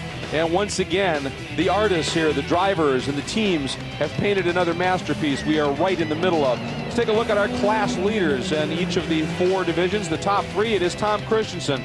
We'll be talking more about him in just a minute. A great story that's unfolding. The Pescarolo Judd in full pursuit mode, lapping so quick, but do they have time on their side? The third car in the LMP1 division, the teammate to the number 3 Audi, but a few laps back. In LMP2, it is the Belmondo Courage Fords, first and third. Right in the middle of them is the number 25 Ray Malek Limited Lola MG. That is the class right now where the margin is at its biggest. Then we go to GT divisions. In GT1, it is the Gavin Beretta Magnuson, number 64 Corvette leading, but it is hanging on right now over the 59 Brabham, Saracen, and Turner. Aston Martin, the number 58 entry, having a little bit of a problem, and the battle for third now with the 63 Corvette, very close indeed. And in the GT2 division, we continue to see the number 71 Alex Job Racing BAM entry hanging on with Rockefeller lead, doing a majority of the work, and Leo Hendry just running a great program. The number 90 Porsche close, and then back a little bit, the number 80 Flying Lizard Porsche sits in the 3rd division. Now, we talked a little bit about what is unfolding with Tom Christensen. He is on board the number 3 Champion ADT Audi. He has been on board now since the last driver change with J.J. Lado. They anticipate he will go to the finish, which would be about 3.5 hours, and it would be a 7th win if he hangs on. His first one came in 1997 with the Yost Porsche, the TWR Open Cockpit Spider. Then in 2000, with the advent of the Audi R8, he was part of an amazing race teamed with Frank Biela and Emanuele Pirro. It was a repeat in 2001, again with Biela and Pirro. It was a race that had its moments for sure, but for the Audi and their drivers, absolutely phenomenal. And a three-peat in 2002, his 4th win, again teamed with Biela and Pirro in the Audi R8. In 2003, he won again in a Bentley. He has been in the right car at the right moment every time, and that magic moment for the Bentley team.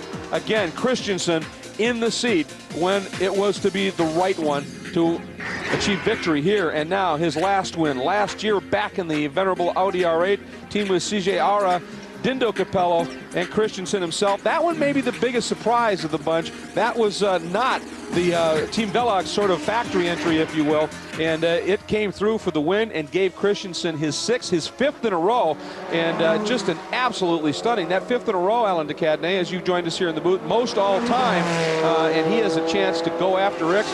And those 6 wins, though, in 8 attempts, an unbelievable win percentage. It is just stunning what he has achieved. Well, that's true.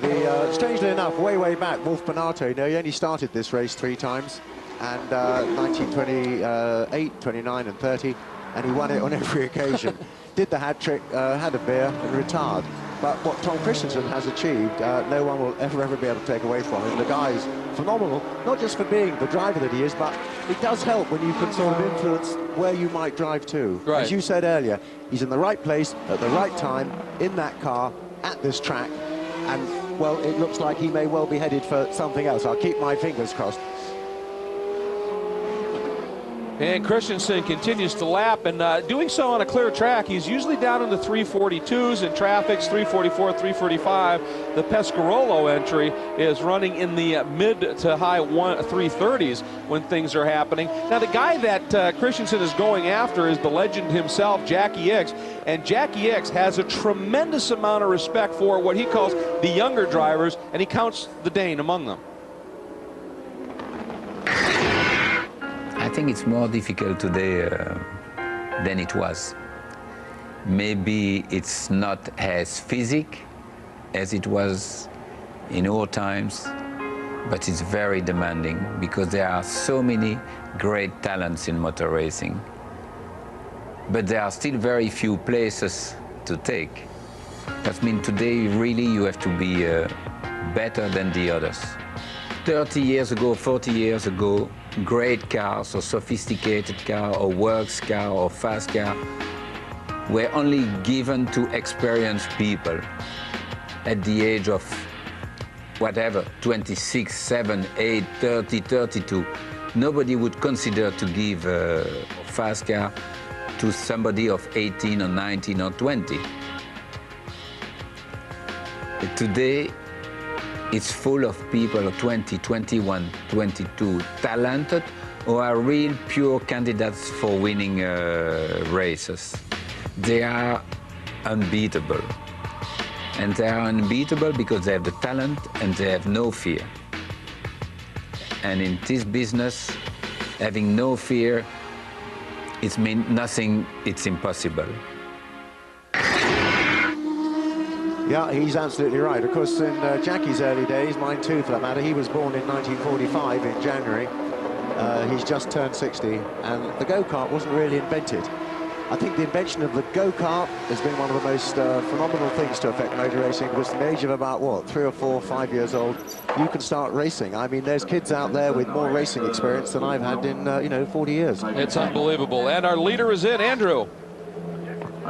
Yes, indeed he is, and the big thing to watch for here is whether they throw another set of tyres at it. They're hoping they're not going to. They're just looking at the tyres now, and I rather suspect they won't. Remember, this is going to save them some 20 seconds. You have to say, these last few laps, Tom has absolutely driven his socks off, and he's been able to keep that Pescarolo behind, and it can make all the difference, and off he goes, and he is back for another just 2 stints now.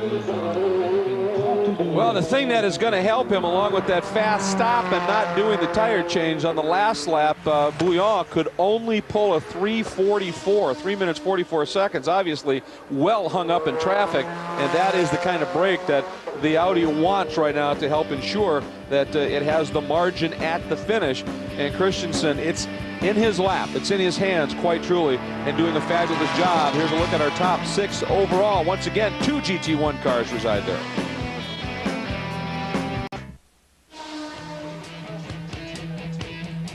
After the donuts, after the champagne, NASCAR Victory Lane brings you exclusive post-race interviews, highlights, and recaps directly from the winner's circle. You can join the post-race party on NASCAR Victory Lane tonight, 8 Eastern, only on Speed. Welcome back to Le Mans, everybody, and we continue to watch the progress of Tom Christensen. Alan, as we were going to break, we were talking about, you talked about the go-kart and the advent of what that has done for the young driver and the experience, but also there's another element as well in terms of technology. It's called data. Yeah, precisely. You see, because today a young driver who may have natural skills and ability, who's been a go-kartist, he doesn't have the experience now how to set a car up necessarily, because on a go-kart there's nothing to set up. All the wonderful electronic gizmos that are available to him and his engineer help him get the most out of his car. Now, someone like Jackie Ickx was a natural at setting up a car.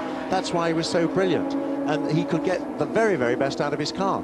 Well, you see, in his day, early on in his career, you didn't have all these wonderful things we have today, which is why we get younger people now putting up such a fantastic performance.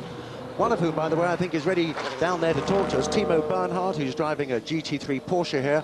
I know you won the class here in 02. Timo, are you down there? I'd very much like to speak to you. Yes, I hear you. Good. Now, you look pretty cool and calm and collected there. I mean, you've obviously been enjoying yourself.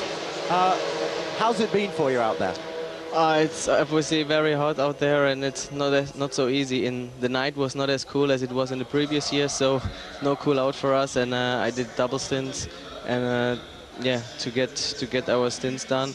And actually, we're still fighting with the BAM car for the victory, and I think we're now 3 minutes behind. It's not as close as it could be to still get close to them and to fight for the victory. But I guess we should stay in touch, and maybe if they have a problem, we'll be right there. I think that's about all you can do, isn't it? Just keep hanging in there, and if anything goes wrong, the slightest hiccup from them, you'll be there. Exactly, that's the plan. That's why Jörg is now in the car, and he tried to push a little bit more, and I will go in the last stint to put some pressure on them, and maybe they do mistake, whatever. You can never know. You're dealing with a little bit of a handicap still, aren't you? You have to be a little careful with the engine at this point, don't you? Actually, I think we're running flat out now, like the whole race. We had pretty much pushing. We had to push because the BAM car was really fast here the whole week, and there was no other chance for us to stay in touch with them. Well, you guys have done a fabulous job, obviously, from the recovery from the incident early in qualifying, and just staying in the hunt and then being very, very quick, overcoming the obstacles. Congratulations to you, certainly, and we look forward to a great run to the finish. Wherever you end up, congratulations. You guys have really proven to be something special here at Le Mans. Nicely done, sir. Thank you. All right, we appreciate you taking the time to come by and visit with us. That's young Timo Bernhard, one of those drivers Mr. Ickx was alluding to, the young, tremendously talented up-and-coming superstars. Sitting third in the category right now is the Flying Lizard entry. That is the number 80 Porsche, and I believe Chris Neville has one of the 3 drivers, another American. Greg here with team principal and driver Seth Nyman. Seth, this is your first time and the team's first time to Le Mans. You've got to be pretty happy right now trying to hold on to this 3rd place in GT2. Oh yeah, we're very excited. Obviously, coming to the Le Mans for the first time, our only real objective was to get here and try and run well and hopefully finish.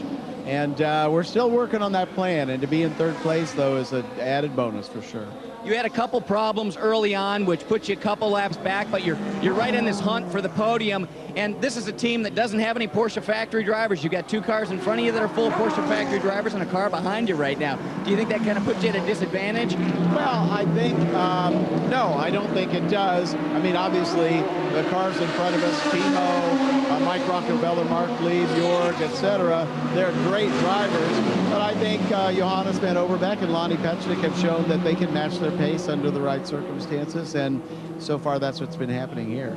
Great showing for this rookie team. Very well-funded team, great equipment, great drivers, looking strong all race long. All right, thanks, Chris. 3 Porsches, 1, 2, 3 in GT2. We get news that we're looking forward to seeing a Porsche program in the prototype back in LMP2. And when you think about Porsche here at Le Mans, yeah, 16 overall wins, but in terms of class victory, Alain de Cadenet, back even in 1955, I don't know that calculators can count that high for the success that Porsche's had.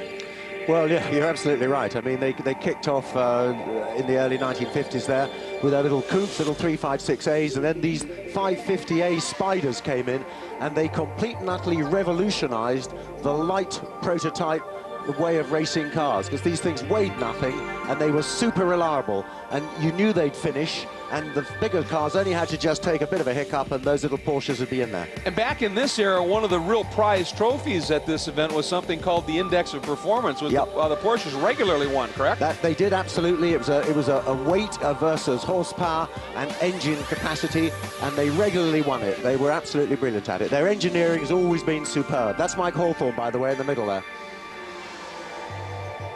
Just a remarkable history for Porsche here at Le Mans. Of course, their wonderful 16 overall victories, but as Alan said, long before the glorious 917 earned that first overall win, Porsche was already well on the way to revolutionizing prototype racing and making a very special mark on this legendary event at Le Mans. And there's some of the crews that found a little bit of open garage space and a little shade to watch the last hour and 42 minutes.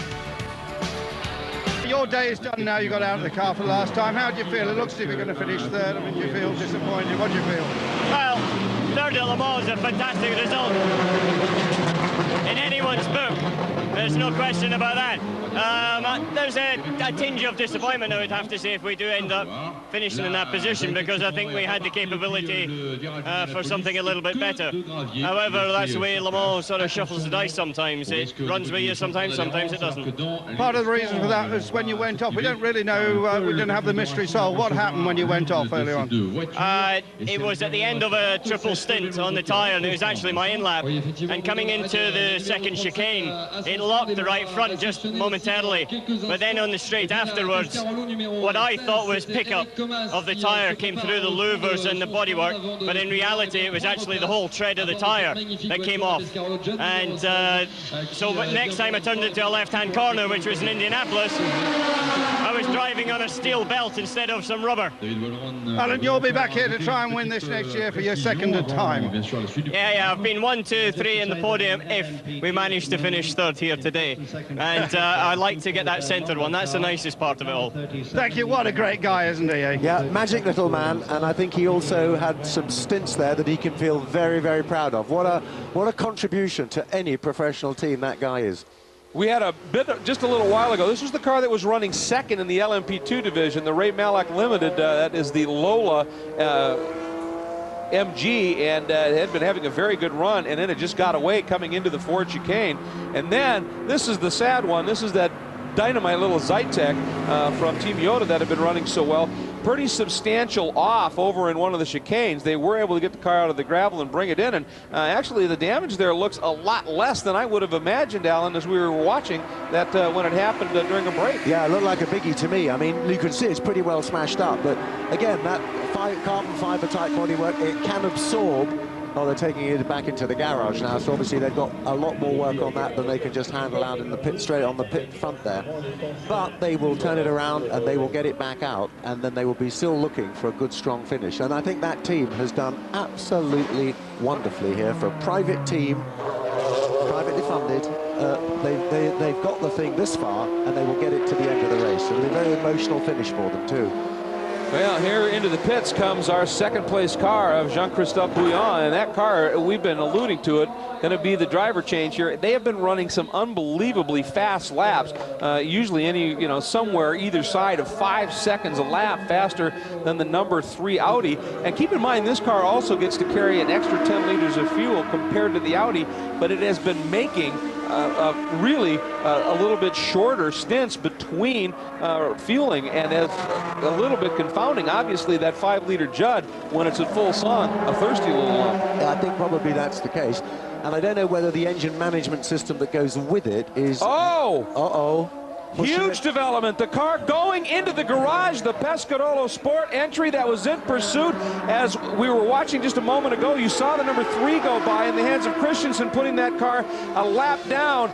This is it. This could be the defining moment in the overall battle of this race. The Pescarolo Sport Judd is in the garage. Yeah, somebody spotted something and they said, uh-oh, we better attend to that. A lot of activity and looking going on in that right front corner. Yeah, it was pretty instant, wasn't it? Look at that wheel wobbling around. It was pretty instant too, whatever it was. Well, that was wobbling around because you had the wheel nut off. Okay. Well, they looked, I mean, they are cleaning out the radiator ducting with those brushes. They've been getting a lot in there. We earlier saw them take off whole chunks of screen and the like that was down in there, trying to get that car to breathe just a little bit better. But this looks a bit more severe than that. But the driver's still sitting in it, which is meant to be a good sign. At least he hasn't climbed out as a no-hoper. So they'll be fixing it, and it'll be back out there. They'll probably then just try to keep ahead of the number 3 car, the number 2 car, which is third, with Frank Bieler in it, the Audi, and just maybe go for second. Because they're just running out of time now to continually hunt down Christensen in his Audi. Well, the engine cover went up, but it was up very briefly. It is back down once again. Chris Neville, you've arrived on scene. Anything you can tell us? Yeah, Greg, it is exactly what we were talking about earlier, just this motor overheating. Some representatives from Judd are down here just trying to clean everything out and get this car back out there, and they're going to drop, they're pulling it back out right now. So they just wanted to get it into the garage, really try and clean all the ducting out, clean the radiators out, and try and get them back in the fight. Well, 95 degrees Fahrenheit and lapping at absolutely 110% in this car in its pursuit is going to take its toll in these conditions on the mechanicals. And quickly get that started up, and that car is back out. It has lost hugely valuable time, Alan, yeah, but at least it is running. Well, you see, we were talking about, Alan Manish was talking about pickup on his tire. You can pick up everybody else's rubber and stones and grit and nonsense on your tires, causing you a lot of problems, out of balance tires and ultimately maybe bodywork failure when it flies off. But if all that rubbery stuff and grit gets back into the radiator area, well, it can clog that up. You could end up with a radiator that's maybe only working at 2/3 efficiency. And today, in these temperatures, well, they need all the air through those radiators they can get, let's face it.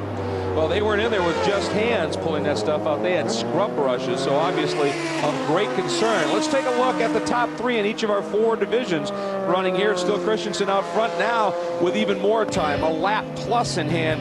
Great news for them.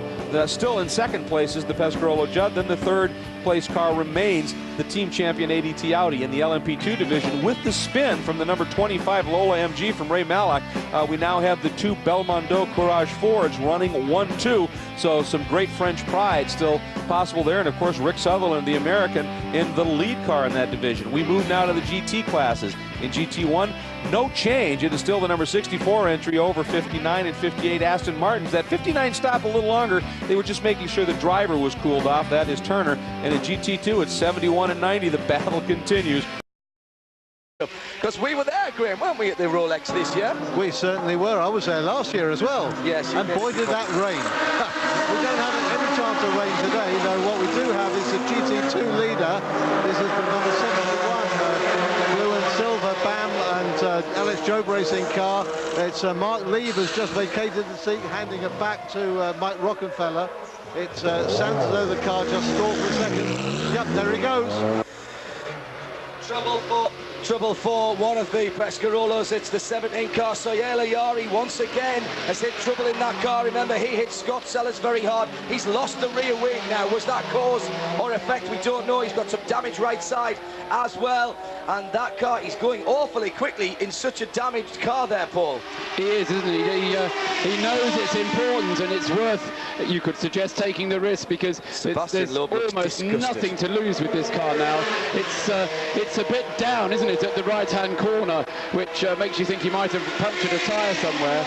The front left looking to be lifting a little bit. Here's a replay, John. First chicane, turns in right-handed, clips the curb. Oh, he's just took too much speed in. The car didn't want to turn in, and he's gone straight on. And the gravel trap not really doing its job. Bang! He hits the wall very hard indeed, and he knows straight away the hands are off the wheel in a gesture of frustration. And he was doing that yesterday, trying to really rattle the curb, coming in on the right-hander to that first chicane. It's very, very bumpy there, even if you drive it in a road car, Charles. It's awful. This place is like a billiard table until you get there, and then suddenly all the rules change.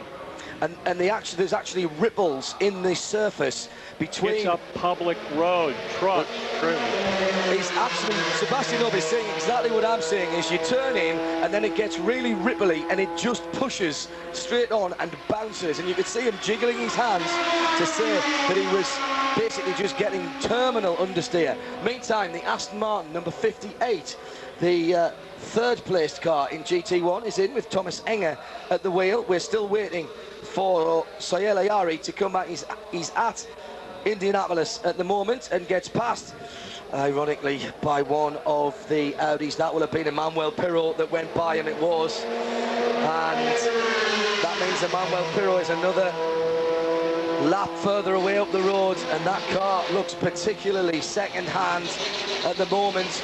Remember, we've seen these cars having the steering straightened in the past, and once again there's some steering damage there.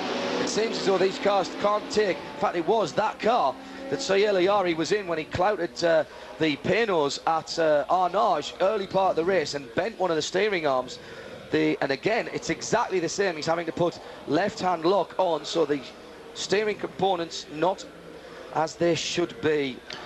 As far as the GT1 battle is concerned, after that pit stop from the Aston Martin, it's now very nearly a lap between the leading Corvette and the last Corvette. So they're all on the same lap, but it's really stretched out. So they're all on the same lap, but spread across the 3.5 or nearly 4 minutes that separate them.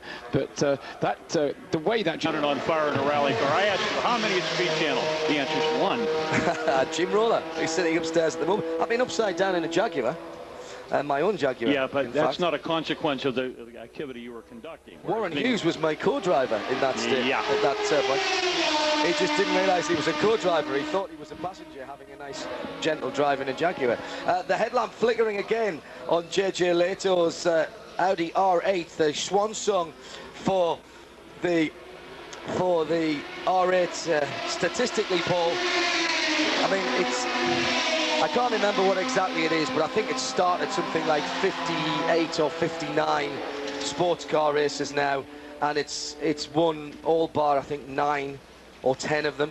Yeah, we'll answer that question a bit later on, but it has been a phenomenally successful car, and I just hope that it gets remembered in the right way somehow. You know, nowadays we look back at Porsche 917s, we look back at 962s, you know, we say, oh yeah, that was a classic era, and I hope we kind of look back on this era as a classic era, rather than saying, oh, that was a dip era in the history of sports car racing. You know, it's funny, Paul, I've always thought about that, and Jim Roller has this wonderful saying, there's no asterisk in the book, because after about a decade or so, people forget what was. Who won this race in 1993? Peugeot, the 905. People forget how few cars were here. People thought it was the end of sports car racing. People were wrong. Labra competition 550 in the pit box there. And here's an interesting question, and I'm going to quickly throw it to you, Charles. Yes. Tony from El Ria in Ohio. El Ria, Ohio. Elyria, actually. Elyria. Has have any NASCAR regulars ever raced at Le Mans? I know it's difficult since NASCAR Cup races simultaneously, but perhaps some retired drivers have been here. Well, I'll tell you one of the first ones was Fireball Roberts in 1958, brought here by Bill France himself. In I think this is, I stand to be corrected, and the guys over at Daily Sports Car can look this up, but there was one year, 66, 67, or 76, 77, I think there was a class for NASCAR stock cars here. Really? And there was a Dodge Superbird, or that was a Plymouth, a Dodge Daytona, and a Ford Torino raced here during those years. And that was what Paul would call a down period at Le Mans. I think you probably would have seen Dale Earnhardt here had he not met an untimely demise. We were meant to. He was signed up to come with his son in a Corvette. The year that he sadly lost his life. Did Bobby Allenson race here? I'm pretty sure that he raced here at a BMW. I know he raced at Watkins Glen in the 6 hour at a BMW. How's this for co-drivers? BMW 320, Hans Stuck, Benny Parsons. Oh.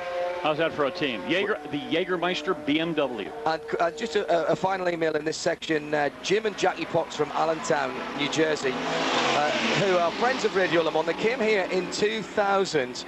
They were the winners of a GM Le Mans trip raffled through the Corvette Museum. He says, it's great to listen to us. I still have the blue Radio Le Mans cap I was given and often wear it proudly to racing events here in the States. This year it went to the Rolex 24 Hours of Daytona with me.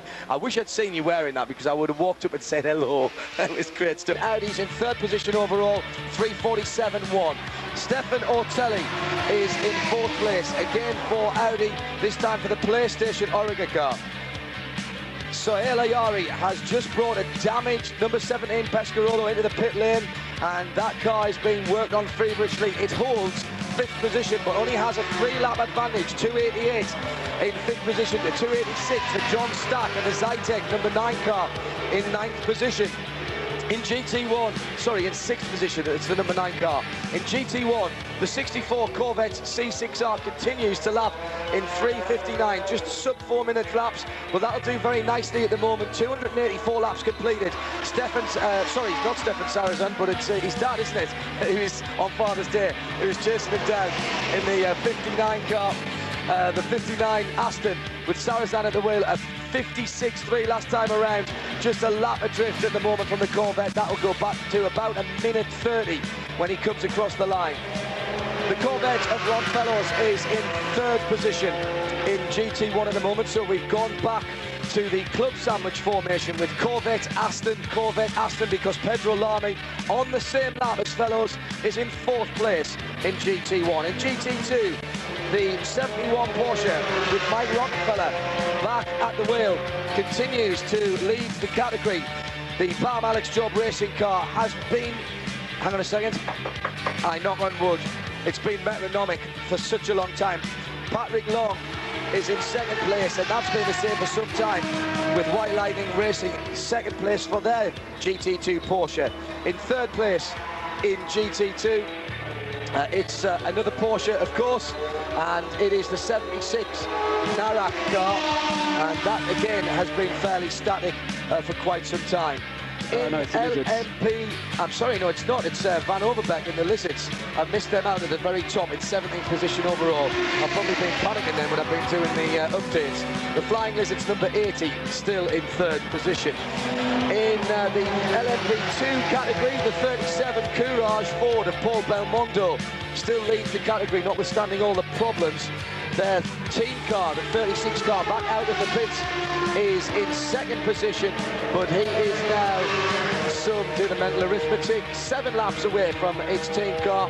A further lap behind, but still circulating, the Lola MG of RML, the 25 car, 47 laps completed in third place in LMP2, and that's the hourly update at 25 minutes to midday here in France.